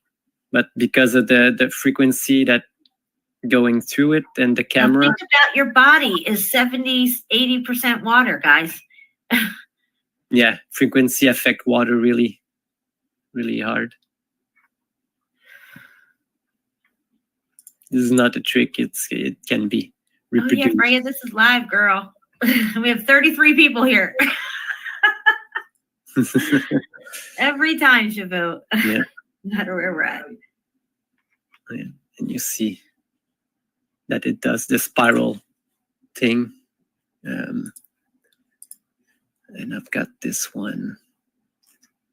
This experiment, it's another same type of experiment. Anybody can do it. It's called the Kelvin Water Droplet. And it's just water, dripping into, it's not even a coil, you know. Usually if you want more power, you do this with a coil. But this one, look, you just use Pepsi cans. And you connect one wire to this one and one wire to the other one to create the charge, just like the oscillator. You know how the energy was going through the oscillator, Jen? Yes. From one there to there. Mm-hmm. And you will see that just moving water create the energy. So if hair is like also a capacitor like this, you know, just movement can, and look, it doesn't even have like where you can like a lab, you know, some lab have coils and just coil balls. This is why we're getting thunder and lightning during a thunderstorm. Look, yes, look, it creates just a charge each like maybe a couple seconds. Yeah, I see it. Because it's alternative current, not direct current. So there's a gap. You need like to have like my taser. Kind of, yeah. But alternating current means that it's not constant. You need like something to gather the energy and then release it to have like a constant current. But this experiment can be done like in many ways. You can see. And these bottle caps are aluminum, aren't they? Yeah, just any type of metal would have worked because it's a good conductor. But the best one is gold and copper, silver as well. Now, the reason they used a lot of gold during the building out of the grid system, especially on the domes, is because it does not corrode. It's the best. It's the one of the go-to things for electronics, for especially if you're having this on the outside of your building component, which would have to deal with weather. Yes, but silver is the best, but it corrodes so easily that it's not usable. You know, the same type of experiment, but closer up, and you can see the electromagnetic field around when the water drops and when the current is created. You see these waves. This is the gap. You see now, current, and then it settles down. The current, and then it settles down. And you just showed that other video recently of the water coming down with electricity through the two shower heads the guy was using. Yeah, this is the same type of experiment, but just closer. Just a closer look, just to show that it creates a magnetic field around the. It's not that one, no. But it's just water pouring through metal. Right. Metal, not even a coil, just a rounded parts. But look, and you use chains for wire. But you can see that the water is attracted to the electromagnetic field around the chains. Look, you can clearly see, I don't know. Yes, transformers, the cathedrals, cathodes and anodes, Yes. processors, transistors, Yes. resonators, all that stuff. Yeah, and all of this that you mentioned can be created with water, Jen. You can make a capacitor with water by putting 2 vials filled with water and salt, and put it together, and you have a capacitor, because one liquid and another one, just like some buildings were built like this, one building surround another one. I don't know how to really say the words in English, so I'm so sorry. It's all good. But the one that I showed you, I think it's from a big channel. I don't know if I could really show that one. Maybe just parts of it, because they use like a high-tech setup. Oh, I don't have it in my link. Can you guys hear me? Yes, Melanie, we hear you. You need to upgrade your flip phone to a better flip phone at least. Look on eBay or something, you'll find something. Amazon might have. I had like another one. Where is it? Okay. Yeah, and you were talking about we are mostly water, and Yeah. let's see that frequency in water, really. Yeah, the music they use in this is good too. Yeah. But you're supposed to be aware of your own body, how you feel, and most people are really hard time with that today. We were talking about music frequency earlier, and how, the plant life is like 70-80% water as well, maybe even 90% water, some plants. And you play certain music, high frequency vibrational music around plants, and they react to it. The vibrational frequency makes them perk up or wither up. Even if it was like, say, death metal or something, it'd be withering up. Yeah, because words are energy and vibration. And just like you do with the rice experiment or the Emoto water experiment, you put your frequencies on it, and it produces either like bad effect or good ones. Yeah. But what is... Yeah, I was looking at... I showed this already one, because I want to talk about any motion. All motion is energy, but you need just something to capture it, Just like a coil. A coil is the best thing, you see. This is Right. like a coil, and you see that the energy transfers from one to another, because they're the same, just like the columns. Yes. Same thing. They will reverberate the same way. And look, you can see that just with a speaker, that's a coil that just gather the energy of the motion. Wow. You can clearly... This stuff is so easy. It's so simple. I know, it's simple. And the materials needed is so rudimentary and simple. It's amazing. Yeah, now today we can find all that we need to build free energy, and we don't. That's the worst part. And look, you will show you will just put magnets. You see, just a magnet here on a band, and he's gonna put other magnets on a motor. And look, it's gonna show you what it's gonna do. You see, the magnet just pushed just a little bit. You don't need a big motion. Yeah, I see it. Wow. You see, it moves. But now he's gonna look. This is magnetic now, because he put like a magnet with metal. Mm-hmm. And you look, it's gonna what it's going to do with the lights. It's going to power the lights like... but if you can just put this thing to your pole outside that is high up in the air with the coil, a capacitor, and all of this, can create all the energy you want anytime.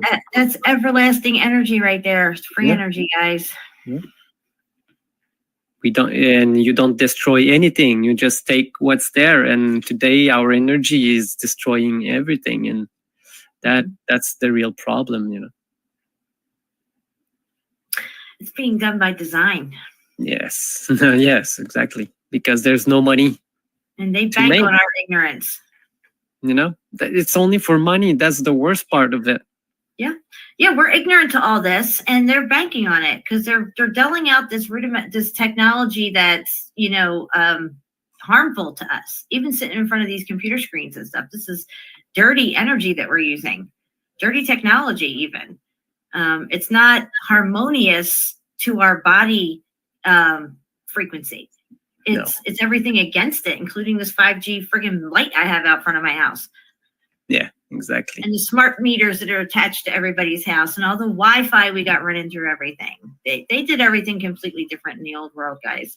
Yeah, and just like I showed on the last show, the city that they just destroyed because they wanted to build an hydroelectric dam to have the energy.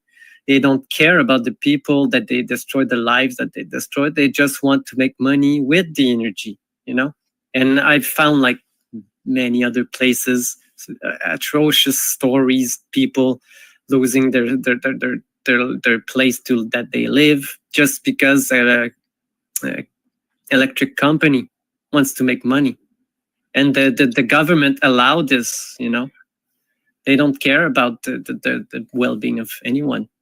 Yeah, well, these are the people who decide what's going to be built and what kind of technology is going to be put forth. And they do this on purpose. They know this stuff. They're using this stuff in their bases and all their, you know, black ops things and everything like that. They just hold it all for them and give us the destructive stuff.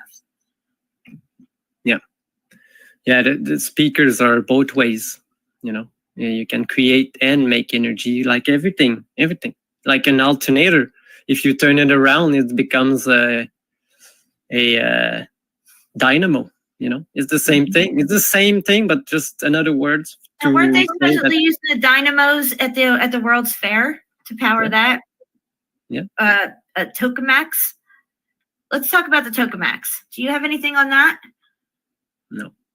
Yeah, they used tokamak and dynamo technology. Supposedly was powering. Yeah, but it's just a coil with an electromagnetic. And then they just stop using this stuff and come out with, you know, what we have now. Yeah, and the funniest thing is that all these electric vehicle can be charged while rolling. You know. They know that too. Yeah. Our electric grid system here in the United States, and most likely, you know, the whole North American continent, is ancient, guys, in our standards of stuff here. I mean, the littlest storm could come along and knock your whole thing out, and you'd be down for days. I was in Florida during many hurricanes. I know what it's like to go almost 2 weeks with no electricity. It's very fragile. It's rudimentary. It's archaic, if you will. And you know, every house should have the technology. Every neighborhood should have a Tesla tower in it. I mean, every house should have an obelisk in front of it and all this stuff like that with the tech on top. We would be self-sustaining, self-illuminating, self-heating buildings. Exactly. And the water would be clean coming in too, because the water would be clean through the frequencies. Yeah. And they use, now every electricity that we have is connected to a plant that they are controlling, you know. And but all these towers gather etheric energy all the time, and they put it through the that, you know, they have these hydroelectric. That's how they use, or nuclear energy, but most of the time they use hydroelectric now. But they don't tell you that all these towers also gathered the energy and put it into the wires. and this is, yeah. But I didn't. I have really interesting stuff that I need to show before we end it, because I'm gonna change it. I had this the colors that we see, you know, they're all frequencies, and depending on. But the reason that we see colors is because light is every color, you know. Light is all the colors, but the object that we see, let's say this thing is blue, it's because it absorbs all the colors but reflects only the colors that it is. So that's why we see that like this is blue, you know, because of this, because it reflects the same thing. And very interesting experiment that the people have done. I'll start with this one. Oh, I'm not sharing, no. Okay, no, I think we'll... Hey, Curtis, I think you were late. I just wanted to say, I noticed you a little while ago saying hi to everybody, and I thought, is he Okay, just... Okay, so this is the green. Welcome to the party, pal.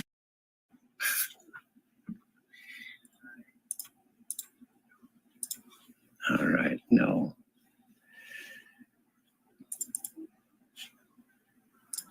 Can you guys hear me? All right, okay. So maybe we'll start with this one. Okay.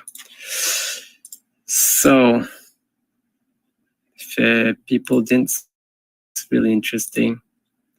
And it has to do with some event that happened not long ago. All right. Y'all see this? Yes. Okay.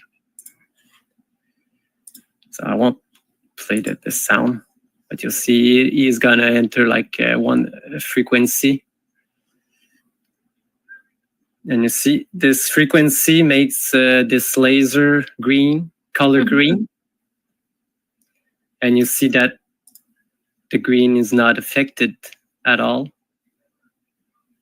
And also you don't see the laser, only when there's smoke between the, and here he's gonna change the frequency to another one. Oh, this one, you see that the laser is actually like blue.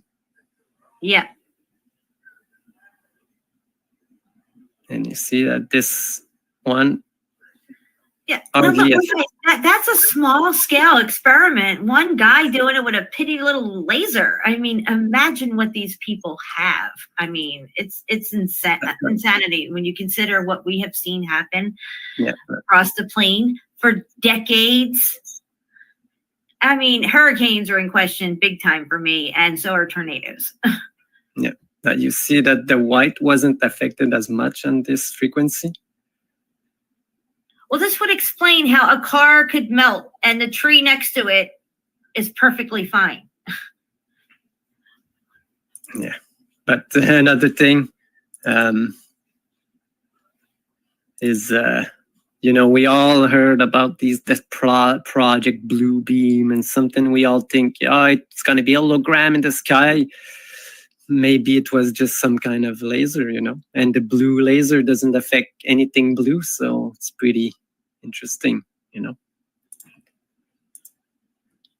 And you see here, he connected the energy with the blue one, but now and then after one, he just changed the frequency to another one, so you can burn all of it.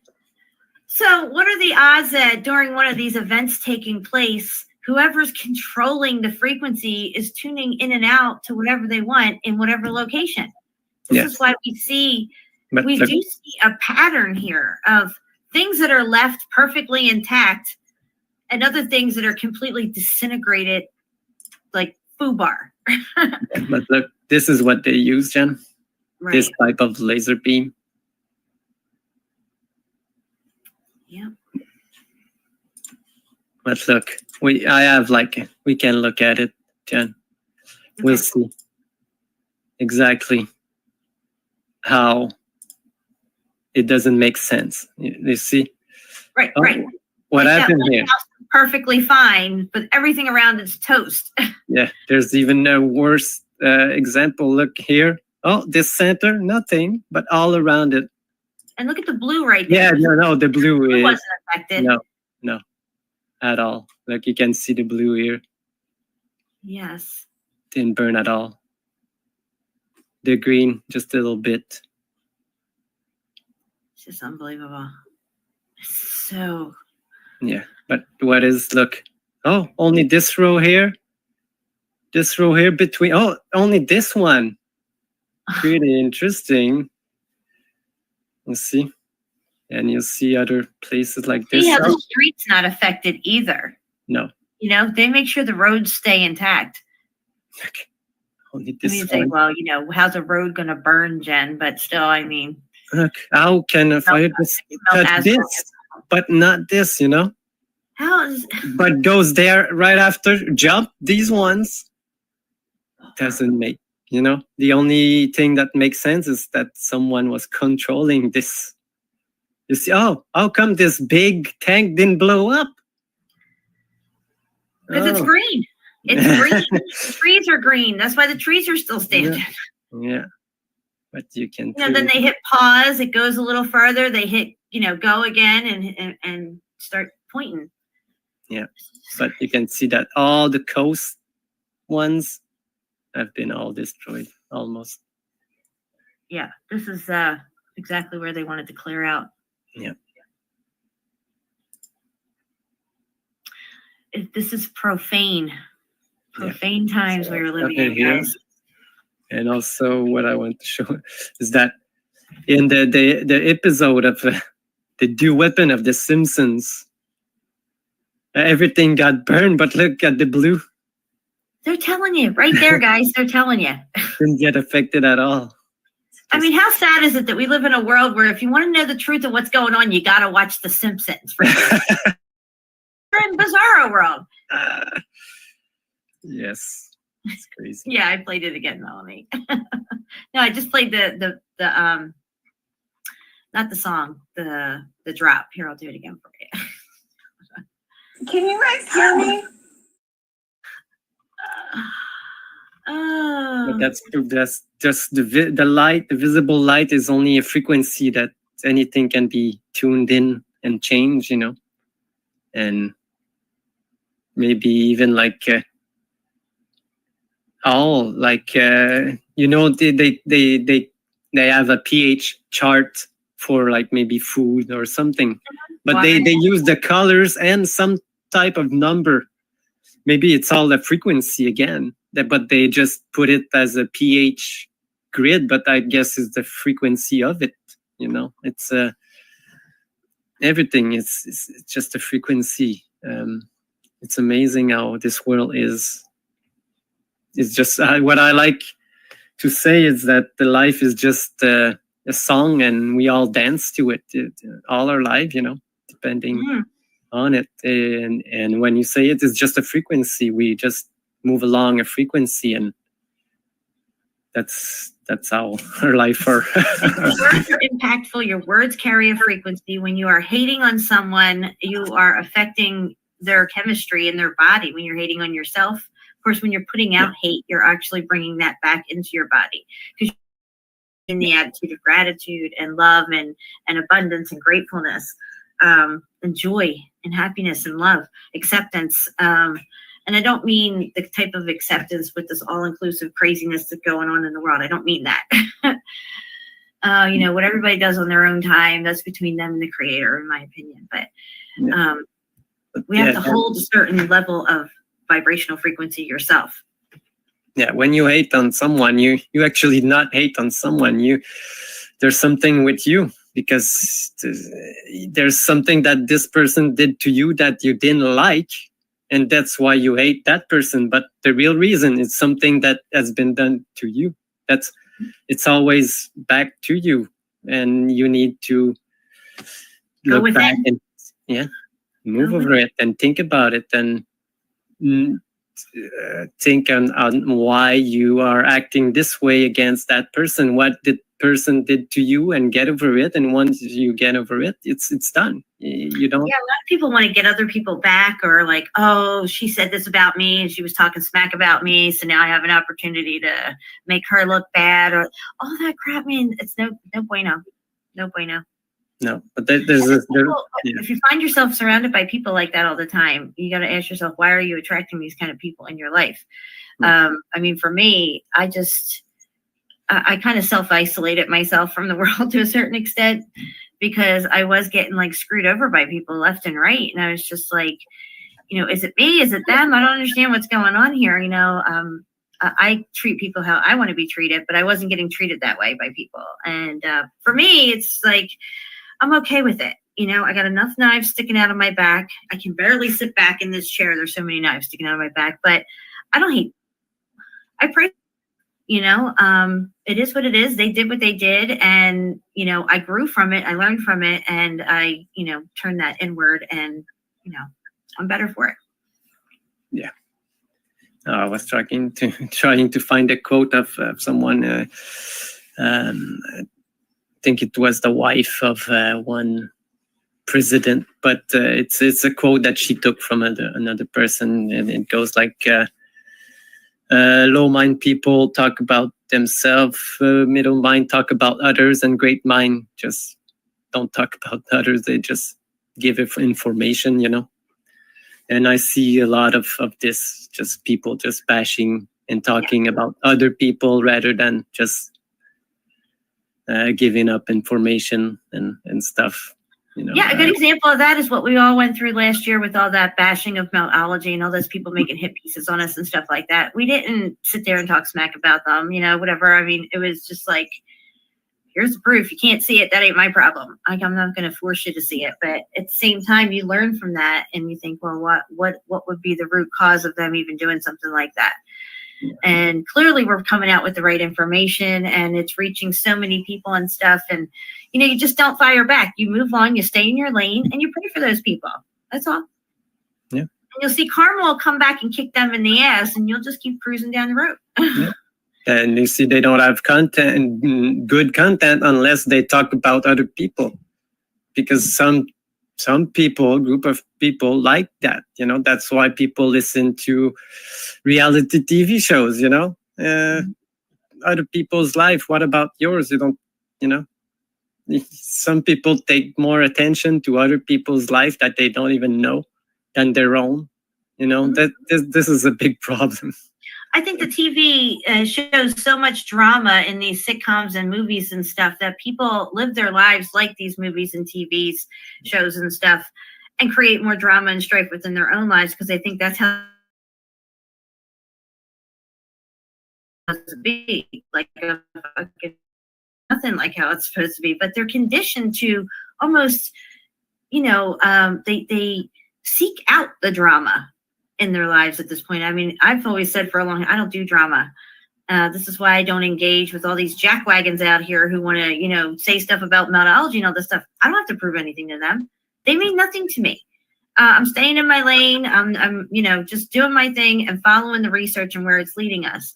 If people want to poo-poo along the way, that's on them. I can't feed into that type of drama. Now, if I was somebody who was all engrossed in myself and trying to be like, pump up this big ego self-image, be like, oh, fire him back, and it'd be this tit for tat for days and weeks and months, and everybody talking smack and everybody else getting all worked up and it's just not where I want to be in life. That's not how I see my world and how I want my vibration to be. And I don't want anything like that near me. So if I repel it, it's like, if I sense that that's happening, I just step back. I'm like, Yeah, it doesn't do any good to you. It just brings you into these lower vibration, like we showed in the beginning, This anger, hate, not Yeah, they did, didn't they? And what did we do? We turned that around and made tardy glue, which they probably hate even more. So, they can fire away. We'll take it. and make it great, whatever it is they throw at us. It doesn't matter. Yeah, because we took what they throw at us like insults and turn it into something good for us, So Yep, exactly. it won't work. And once They give up after a while. yeah, we can call them bullies, Once the bullies don't see that it doesn't work, they just stop. They go away. Or every once in a while they'll have a little meltdown here and there and hear about it and stuff, but they go away. It's just like whatever. Yes. I had a really good time, Shiva. This was a lot of fun. Yeah, I think I want to touch a bit of meltology. Yeah. But before I got like a frequency in meltology, so it's a video of meltology. Yes. Okay. How long is it? Oh, this one. No. It's maybe we can. I never listened to this one because I have a video of John Hutchison on my YouTube, but this one I've never seen.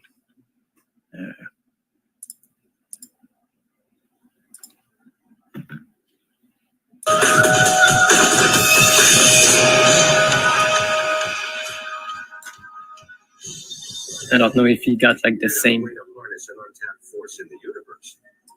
What goes up must come down, right? Well, unless you figured out a way to harness an untapped force in the universe. Enter this lab and everything you know gets tossed out the window. Welcome to the world of John Hutchison, where the improbable may just become our reality. Yeah. John Hutchison has been dabbling with electricity for decades, copying the work of famed scientist Nikola Tesla, whose AC power still runs our world. Which, let's just pause it right there. That picture is one of like a handful of pictures of Nikola Tesla that you can find anywhere on the internet. Yeah, I know. Just saying. Yes. This one and the one that is like in his lab with all the electricity. And then you got the old one, like he's almost like dying. Yeah. But yeah, I just want to show like, I don't want them to talk, but what the experiment of frequency can do to a lot of stuff. Because this guy didn't even know what he was doing, but he was like directing energy to different type of objects. It could be a metal object, like you see that frequency did move this one, but not this one, and also could break like metal and make things fuse together. Yeah, look at this. Oh my God. Yeah, this piece here, it was broken by frequency. It almost looks melted. Like we see like some kind of bricks almost.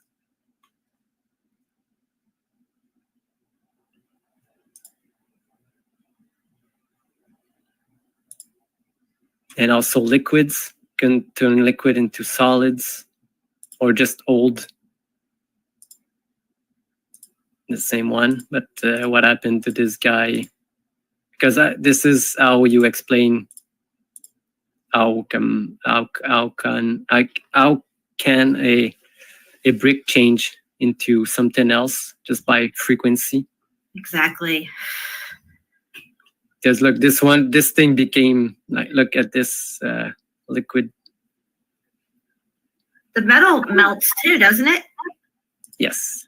I think where is it? Look, this one just broke off because the frequency was too hard. The molecule cannot hold together. Yeah, the metal. Where's the metal? Yeah, you fuse like a spoon with another type of metal.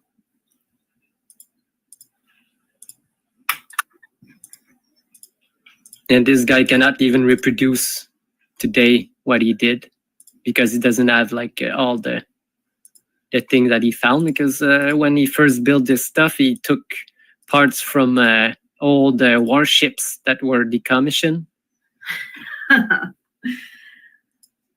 And you know, these warship had a lot of these electromagnetic things because they communicated long distance. Right. Where is that spoon? I just want to show that because it's not the same video that I have on my. Oh, he's dressed like one of the Star Trek, yeah. Star Trek Enterprise people. And yeah, I think he believes, but he believes. He's still a space junkie. Yeah. But you know, the people his age, you know, are it's okay, we forgive them. Yeah, they seen it on TV, you know. So dude, I think he passed away, didn't he? But I think he would totally get nullology.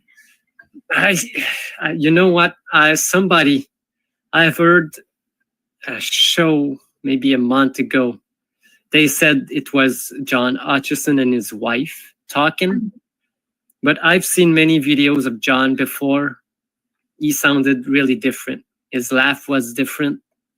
Sometimes it sounded like him, but I don't know. I don't know. I thought I heard he died. I thought too. I don't know. But yeah, I've heard like he was on a radio show with his wife, and I think he's got a channel. But he doesn't sound the same. But you know, how many people got replaced? I don't know. Yeah. Even like the guy, the senator, you know, the baldhead one. There's like 3 of them. That's crazy. You've seen Westworld, right? Yeah. Yeah, Westworld was crazy, and they were using some kind of technology to upload your consciousness to these things. Yeah. And the biofield video. Did you listen to the biofield video, John? I did listen to it. Yes. Do you want to play it? No, I don't think. No. I don't think we can actually play this, but we'll put the link in the chat if anyone wants to listen to it. Oh, I just wanted to let everybody know. Lilu got fixed yesterday. Took her to the vet. She's back home now. Oh, she is? Can you guys hear me? Okay, Lilu. Say hi to everybody. She just wants to suck on my ear. Yes, guys. She's doing fine. She wasn't like drowsy. No. Yeah. But say hi, Lilu. Oh, she's so cute. She's got a little. She wants to. I don't know if you can see it, but. Yeah. She's good. She's a good girl. Yeah. She loves her mama. Well, I like these calico cats. They're so nice. Yeah, she's got such a cute bushy tail. I mean, it's yeah. All right, baby, go lay down. Yeah, I listened to the series. It's a series maybe from 2019 or I think it's called Devs. DEVS. And it's about kind of like a place like Google. There's some developers, you know, doing thing, but they have like a secret place that people go work, just special people, and they work on a project. And they use special project where they use the frequency from DNA, because all of us have a different frequency. Our DNA produce frequency all different, you know, each of one of us. That's why you can see certain frequency if you find it, but it's really hard to find unless they have your blood or your hair or something like that. Yeah, and look at all the people that sent their DNA in the Ancestry.com. Exactly. I wasn't one of those people, by the way. I know exactly where. No, I will never do this. I know exactly why they use it. We don't care about genealogy. They just want your DNA. That's all.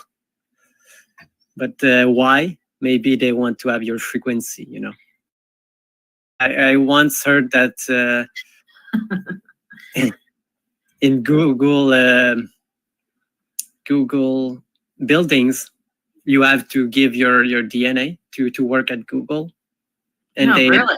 and they know everyone that's in the building anytime because of this They do DNA sense the frequency. frequency.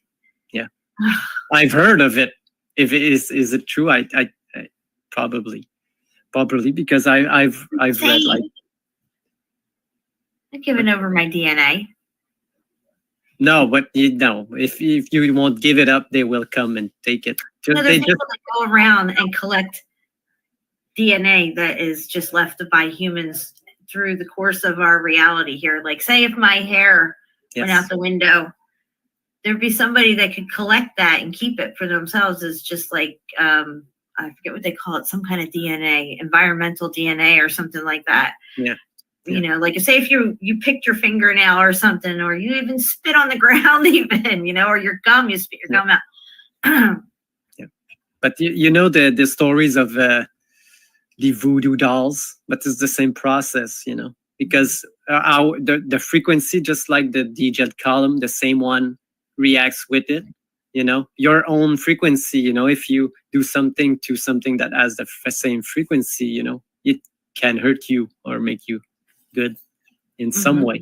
In some way it is true.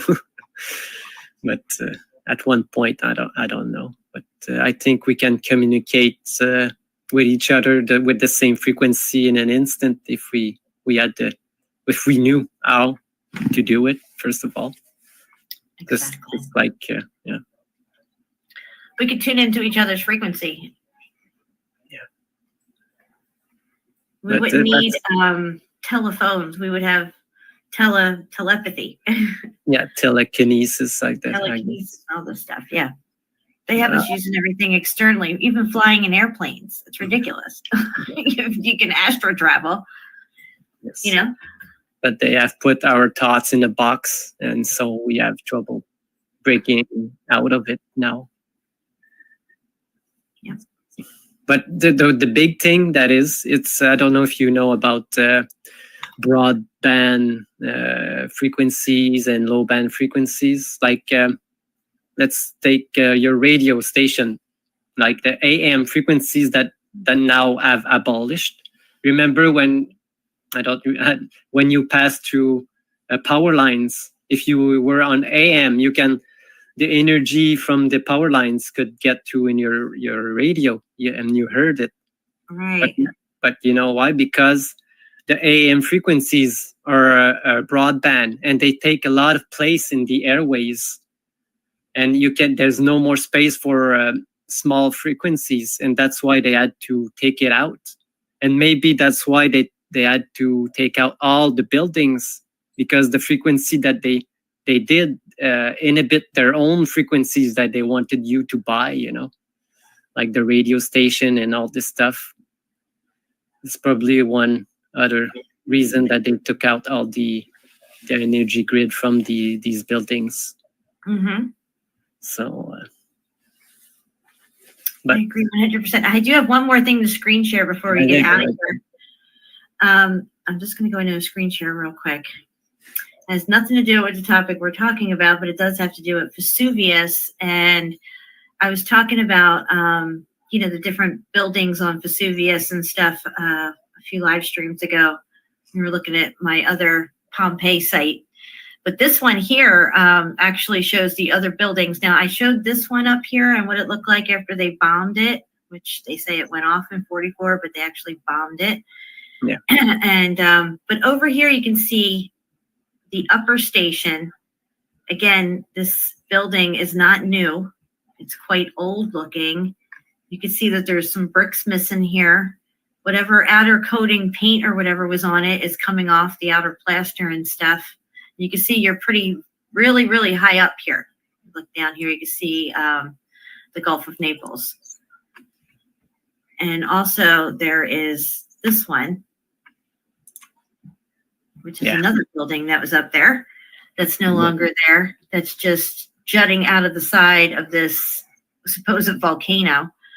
And I really like this picture. Again, it doesn't look new. It looks old world.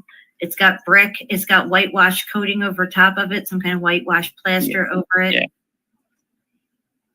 Yeah, the insulating for the bricks. You know?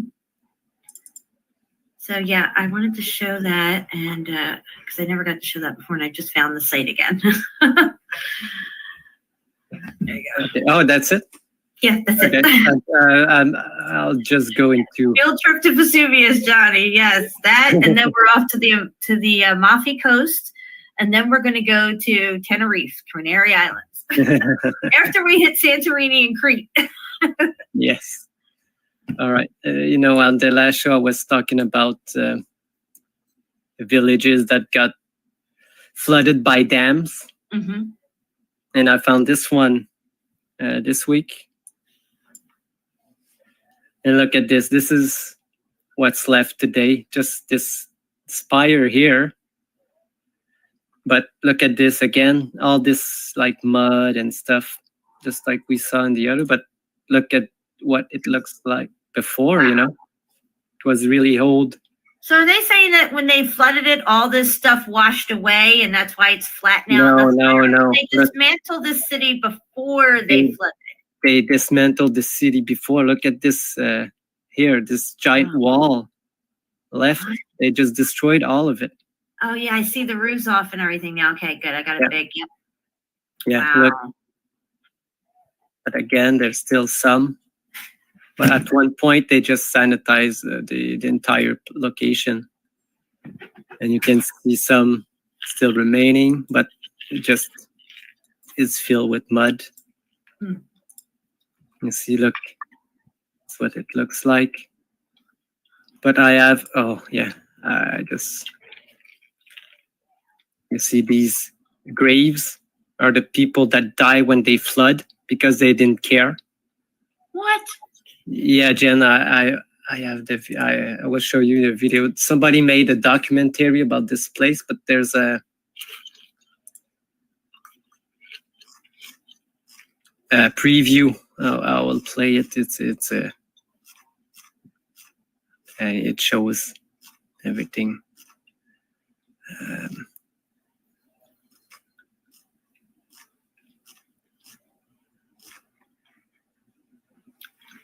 That's crazy, SHEPU.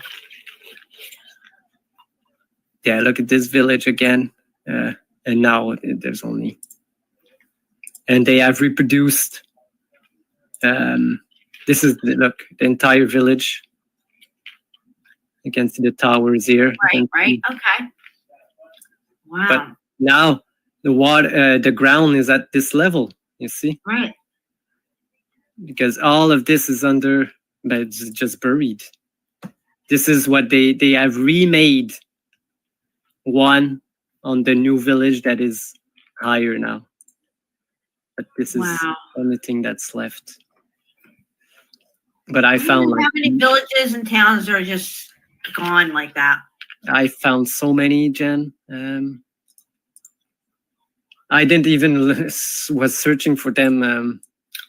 I was searching for this one, and then another one popped up, and then another one. And what's interesting about this picture here?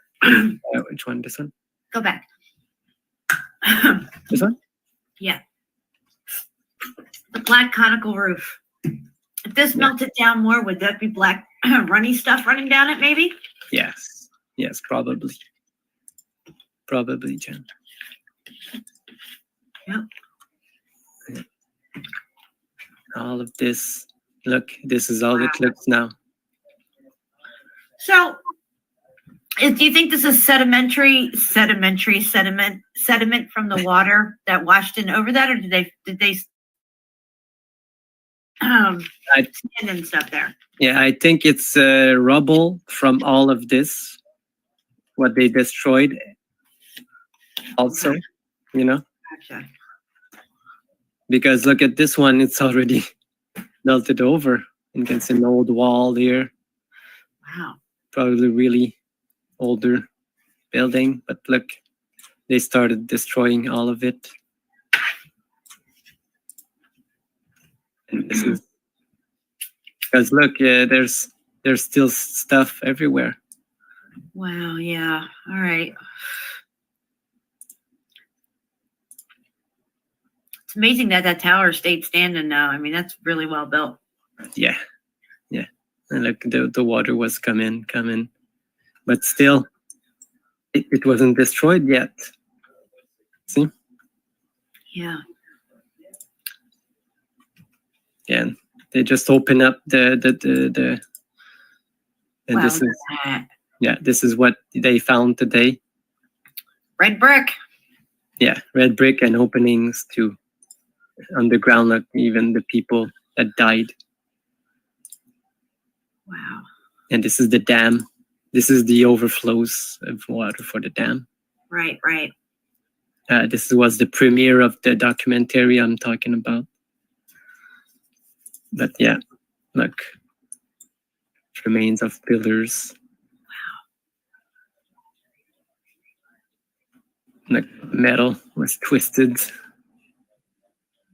because they destroyed. So they destroyed with probably explosives the remainings. Wow. Only the foundations are left. And whatever's underground. Maybe. Yes. Also, and look at this tile work here, Jen. Oh, wow. Honeycomb shapes. Wow. And it goes. Motherfucker. Yeah, imagine these ones like melted in two. They could create like what you called it, these Basalt. Yeah, the basalt, or even like the wall in polygonal. Yes. Yeah. Wow. Because I have like another look. What's going on? Oh, red brick. Oh, what's that doing there? This one we have SHEPU. Yeah. This one drop. I love it. Here we go. I find your lack of faith disturbing. I haven't used that one in a while. Yeah, I like it. Yeah, so this place, what's the name of it again? It's it's grown. I think it's in Germany. I'm not sure. Grown? Yeah, grown. But we will listen to this 1 minute and 52 seconds video. Just tell me if you hear it. I don't hear anything yet. No? No. Okay. Because maybe I didn't share it with sound. All right, so stop screen share. Everybody knows you never go full retard. You hear that, Melanie? Here you go. Melanie. Where's the glue? I'm out. Oh, that was cool how it echoed. Oh, wait, do that screen split again. Do that screen split again. Like you're going between whatever. How you just, there you go. Can you rescue me?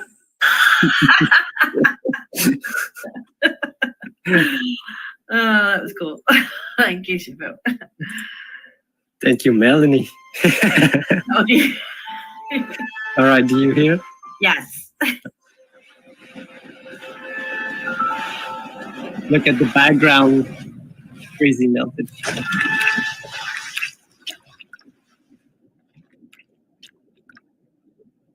Die Leute haben sich nicht am Widerstand können leisten.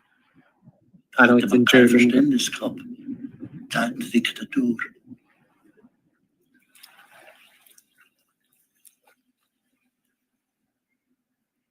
Sie haben gesagt, eins wird bis 48 fertig haben, 41 muss der See kommen.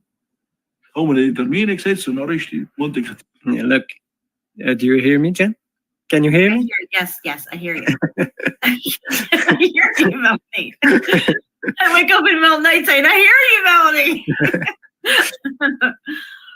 But yeah, look, you can see the place. That Big village. That was quite a structure right there. Papiere, das ist ein Stempelpapier auf 8 Lire. Und der Quadratmeter ist mit 1 Lire abgefunden. You see? the government bought a square meter for $1. $1. They gave $1 to the people for their like. Mijn onkel had each square verzocht, meter met den they Garderobe, mit dem they own. Chefingenieur einmal zu reden, aber das hat es nicht gegeben. You know, they just came in and destroyed. Dat dan zit je zo mee, dat ze werden niet te kunnen voor het raam, joh. Interiemers. Als ik mis kan.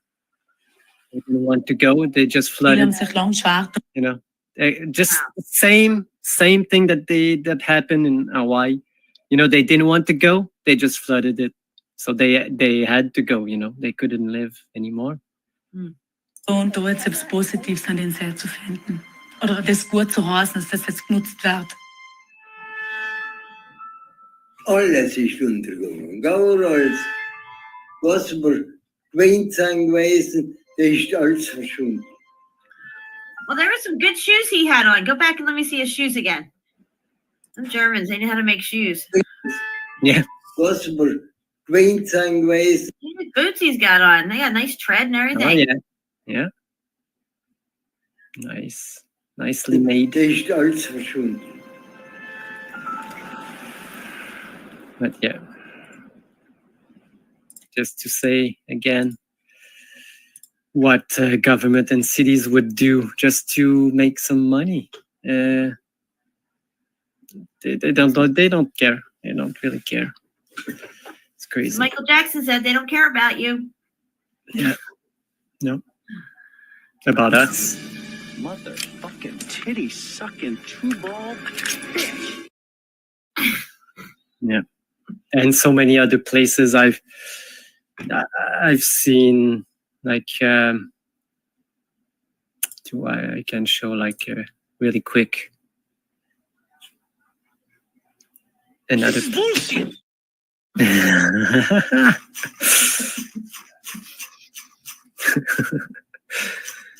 Okay, where is that? But like, I can show really quick. Jen? What are you gonna show? This, you see it? Oh yeah. I'll go really fast. This, another one here. Just And then another. where's this place at? But this one, because the water receded, that they now find it. This one is in Italy. Oh, wow! Look at that dome right there, and all that. That's All of looks- this was underwater. Wow. All of it. Now look, the water even receded even more. This is Wow. what they found, but all of it was really. But look, you can see the dam behind. Yeah, Again. yeah. Wow. This is one place. This is in England. Look, when the water receded again, There's a wall right there. Yeah. they found like all of this. This was all underwater. There's this one that they found in, I think in Turkey, not so long ago. Okay, I can see. Yeah, because they built this thing. Look at this. Oh, this is crazy. Yeah. They built this thing and then the water receded and all of this was exposed again. This village, probably all of this was also buildings. There's this one. Wow. This one that we showed last. Yeah, I remember this one. Mhm. Yeah, this one still has the water, but the one that I showed didn't have any. But the one I want to show is this place here. Here. Oh, this place is crazy. Yeah, this place was all underwater, but now This the is more water recent. again. This is a more recent town, though, right? Yes, in the 70s. It was a big resort in the 70s. Wow. But now look, it's like this.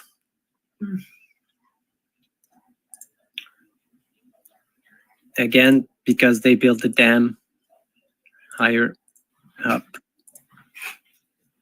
just for energy. Wow. that we could have from free energy without like making and destroying stuff. It's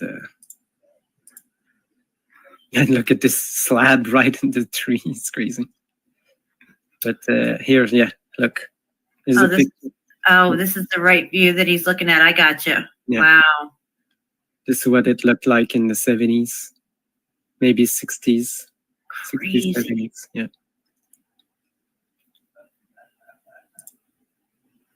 So the water didn't destroy all of this. I don't think so. Somebody had to come and destroy all of it. Look at this. Yeah. Because even the grave, look, the grave are just. He's still there. Oh my gosh. Yeah. Wow. Viewer discretion advised. Well, it was probably flooded to this level here, you can see. But at one point, probably all of this valley was. But you can see it lost all of its coloring, the bricks. But yeah, this is just another place. There's so many. When you start looking at this, is just another one, I think. Wow. In Germany again. That's crazy looking right there. Because it served two purposes, you know. They hide the true history, and they can sell you energy and make money. So it's a win-win for them, but not for us and the people that were living there, you know. That's very true. They lost their place, they lost everything. And they didn't give them any money. Like they said, they gave $1 for each square centimeter, and it's not a lot, you know. And this is what I wanted to show you again. Another town that was submerged, but look at the tile work on the. That's crazy looking, just like the other place. Yeah, but this one's not a floor; it's like the interior wall. The interior wall, yes. Wow. Wow. That's pretty interesting stuff. When you look at these dams and why they built them, and most of them, a lot of them broke at one point, you know, because they didn't build them well enough. Wow. Not like the old world, you know. Like this. Yeah, look at this. And this one, I couldn't find anything. They say it's in BC somewhere. I think they say it's under this thing here, but look at the background. Look at this. No. Wow, that is a huge melted building up there. Yeah. Crazy. Jeez. Look at that. Yeah, look at that. Wow. This thing, Jen, is so high up in the mountains. Can you zoom in on this? Yes. This reminds me of the lattice work we saw at Yakushima. This is an hotel in Banff in the mountain, but this is in the 1800s. No, wow. This one is 1929, but they had to look at this thing. Wow. It's massive. So much people want to go skiing in 1929. Yes. I don't think so. No, I know. It's they probably found a lot of them half buried or half destroyed. But let's dabble a bit of mythology. Look at this thing. What is going on? We'll just build it. Well, don't worry about it. We'll lift it up. We'll put the brick under it, and then we'll set it back down and build over top of it. Yeah, exactly. And look, the transition here. Again, I'm going to stress this was all nice brick, not janky, weird rock that they built with. Yeah, because you can see here, pieces of bricks everywhere. There's a brick right there. There's a brick, and another one, and another one, and another one bites the dust. Oh yeah. Yeah, look at this. You don't build a castle like this, and this one it's even worse. Oh my God! guys. Who's picking up sedimentary layers and putting brick under it and on top of it? Yeah. What the? Wow. There's only one thing that can explain that: meltology. Yep. Exactly.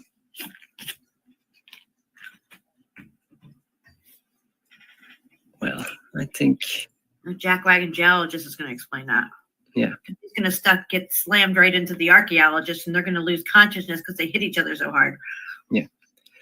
Like I want to see this one's a great example of the covering that they put over the bricks that looks like it's stone sometime, and it can turn into, but you can see that it was all bricks here, the smaller ones here. They turned the bigger pieces and look like pieces of it just crumble, and you can see underneath that it's all red bricks. Right, that's right. Just more proof, guys, more proof. They didn't put in janky, weird gray rock. Throw in some bricks and call it a day. Yep. You can clearly see the transition into here. Transition right into sedimentary layers. It took millions of years to form. Yeah.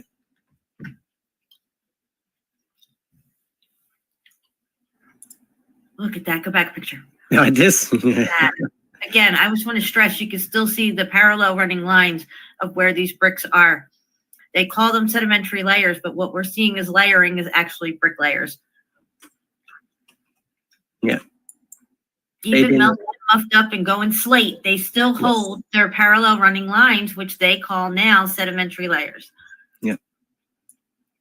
That's the only reason they can still hold, because they're fused together in. Mm-hmm. That's a really good picture. And this thing here, you know. That could be like the very top of some part of the building. Yeah, you can see on top there's a pocket of survival still left, and a part on the other side. See this? Oh yeah, okay, I see it now. I made the picture big. Now, who are you kidding me? They're Yeah. bringing brick and mortar on top of this thing and slapping some over here for what? For Yeah. what? No, there's This no. again is where geologists and archaeologists slam right into each other and knock each other out. Yeah.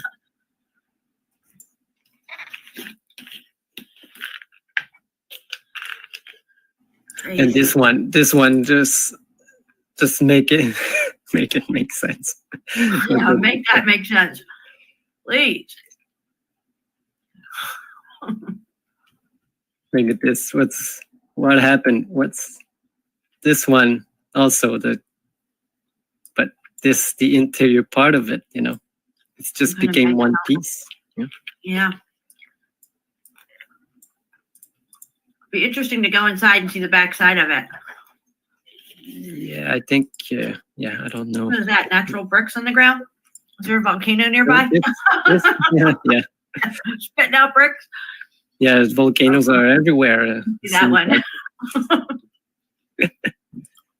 Yeah, and all of this. Look at Oh, there's just walls everywhere here. Yeah, coastlines and openings. Clearly brick openings as well. You can still make out on those arches. Yeah. Right. Babblecrete everywhere. These things still holding. That's amazing. Look what happened to the mortar between them. Yeah, it's rocks now. small slates. And what Absolutely amazing how malleable our consciousness is, that we couldn't see it before. Yeah. It was right in front of our eyes. All this stuff's been right in front of our eyes. Just look at the melt, guys. Look at it. Yeah, and they will call this their tombs now. But what the fuck melted all of this? You know, they didn't carve this meltage. No, they did not. No. That's one narrative I'm not buying. Look at that. Interior of the building melting. Yeah. They're gonna, yeah. Look at that drippy brick up there. That's great. Yeah, again, this one. Wow. Interior just melted. This thing. Fred Flintstone's house. Yes. Red brick. Can we zoom in on this one? Oh yeah, for sure. It looks like there's a lot of brick on the inside there.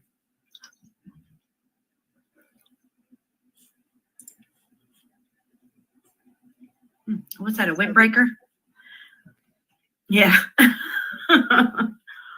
Well, what's going on? It doesn't zoom or what?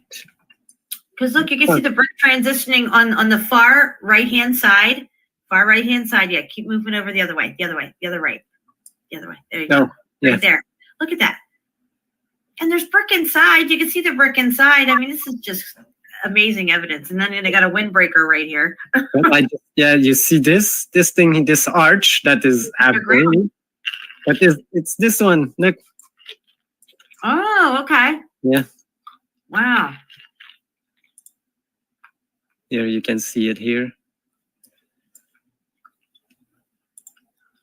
So what's an arch doing buried in here, you know? Yeah, and why is somebody building a brick pyramid right here in front with all this weird janky rock? Yeah, exactly.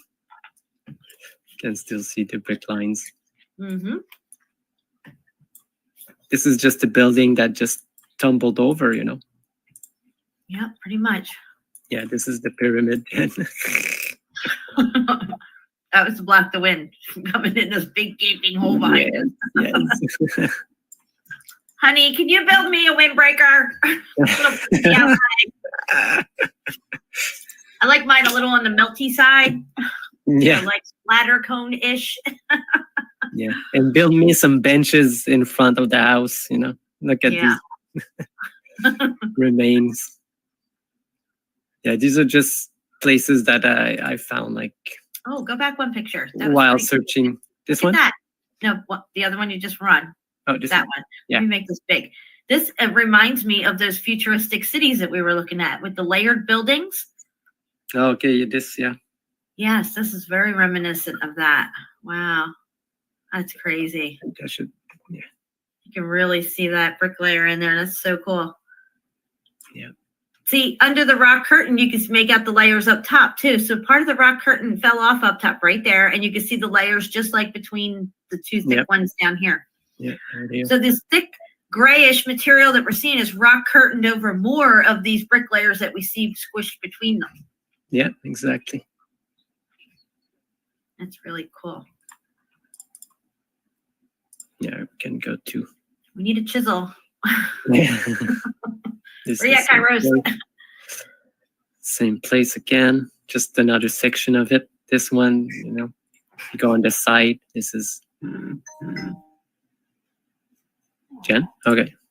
But look, this is the new type of dam that they're built. Look at this mound of rock. Is it dirt? Is it a dirt dam? A damn dirt dam? Yes, look, it's just rocks. Okay, I gotcha. Just pile of rock. Look, that's what they did. Oh. But look, they go straight into the mountain. You know, they had a like right in this one. I see it. Yeah. Oh, wow! Look at that. Yeah, and this yeah. These people's gonna get flooded one day. Yeah, they're gonna have to move. Yeah, you can see here all of this. I'm gonna have to go soon. My little kitty wants attention. Oh yeah, I was just These are checking. great bricks, though. Wow, look at that. Looks like a lot of apertures down here on the lower right-hand corner. Yeah, right here. Yeah, some windows and stuff. My jubbly Lou. This is the cove. Yeah, this place, this thing. Again, with all this black drippy stuff running down it too. Yeah. Yes, baby, come here. Hi. She's got such a tiny little meow. So cute. All right, I think I will end it with this thing. Something got obliterated here. Look at this.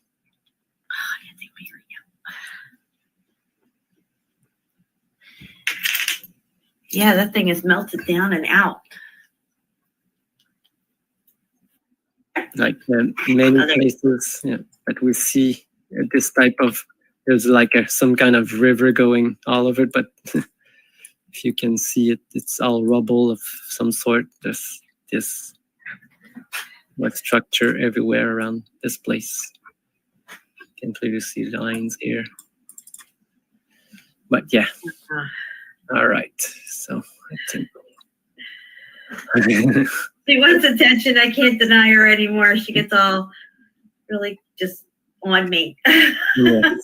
No, she's so cute. My cat does the same thing. She's sleeping. So, I don't know if you can see it. She's right. You can see her here. Yes. Right there. Let me make it big on my end. There she is. Oh, look at her little eyes glowing now. She's so cute. Hey, Jinx. She's like, what? You talking about me? Oh, look, she just winked. She's going down. All right. All right, guys. Well, thank you so much for having me. I really had a lot of fun. Yeah, thanks for doing a show on my channel this time. We don't do it often, but it doesn't matter if we do it on yours or mine. I don't. Yeah, we got 40 people here. That's good. Oh, nice, nice. Yeah, and guys, if you're tardy, you got to rewind. We covered a lot of stuff, and I dropped a lot of links. So if you're able to get the chat back up, the links are in the chat. I'll drop this one link one more time here. I have it on my paste. Yeah, this site here is a good site. Check out. All right. Well, SHEPU, thank you so much for having me. I'm going to get out of here, and I love you guys. You know, let it not be said that we stood by and did nothing. Thanks, everyone. Have a good night. Yes. All right. I'm going to hit the end stream on my end. All right. Mwah. Love you guys.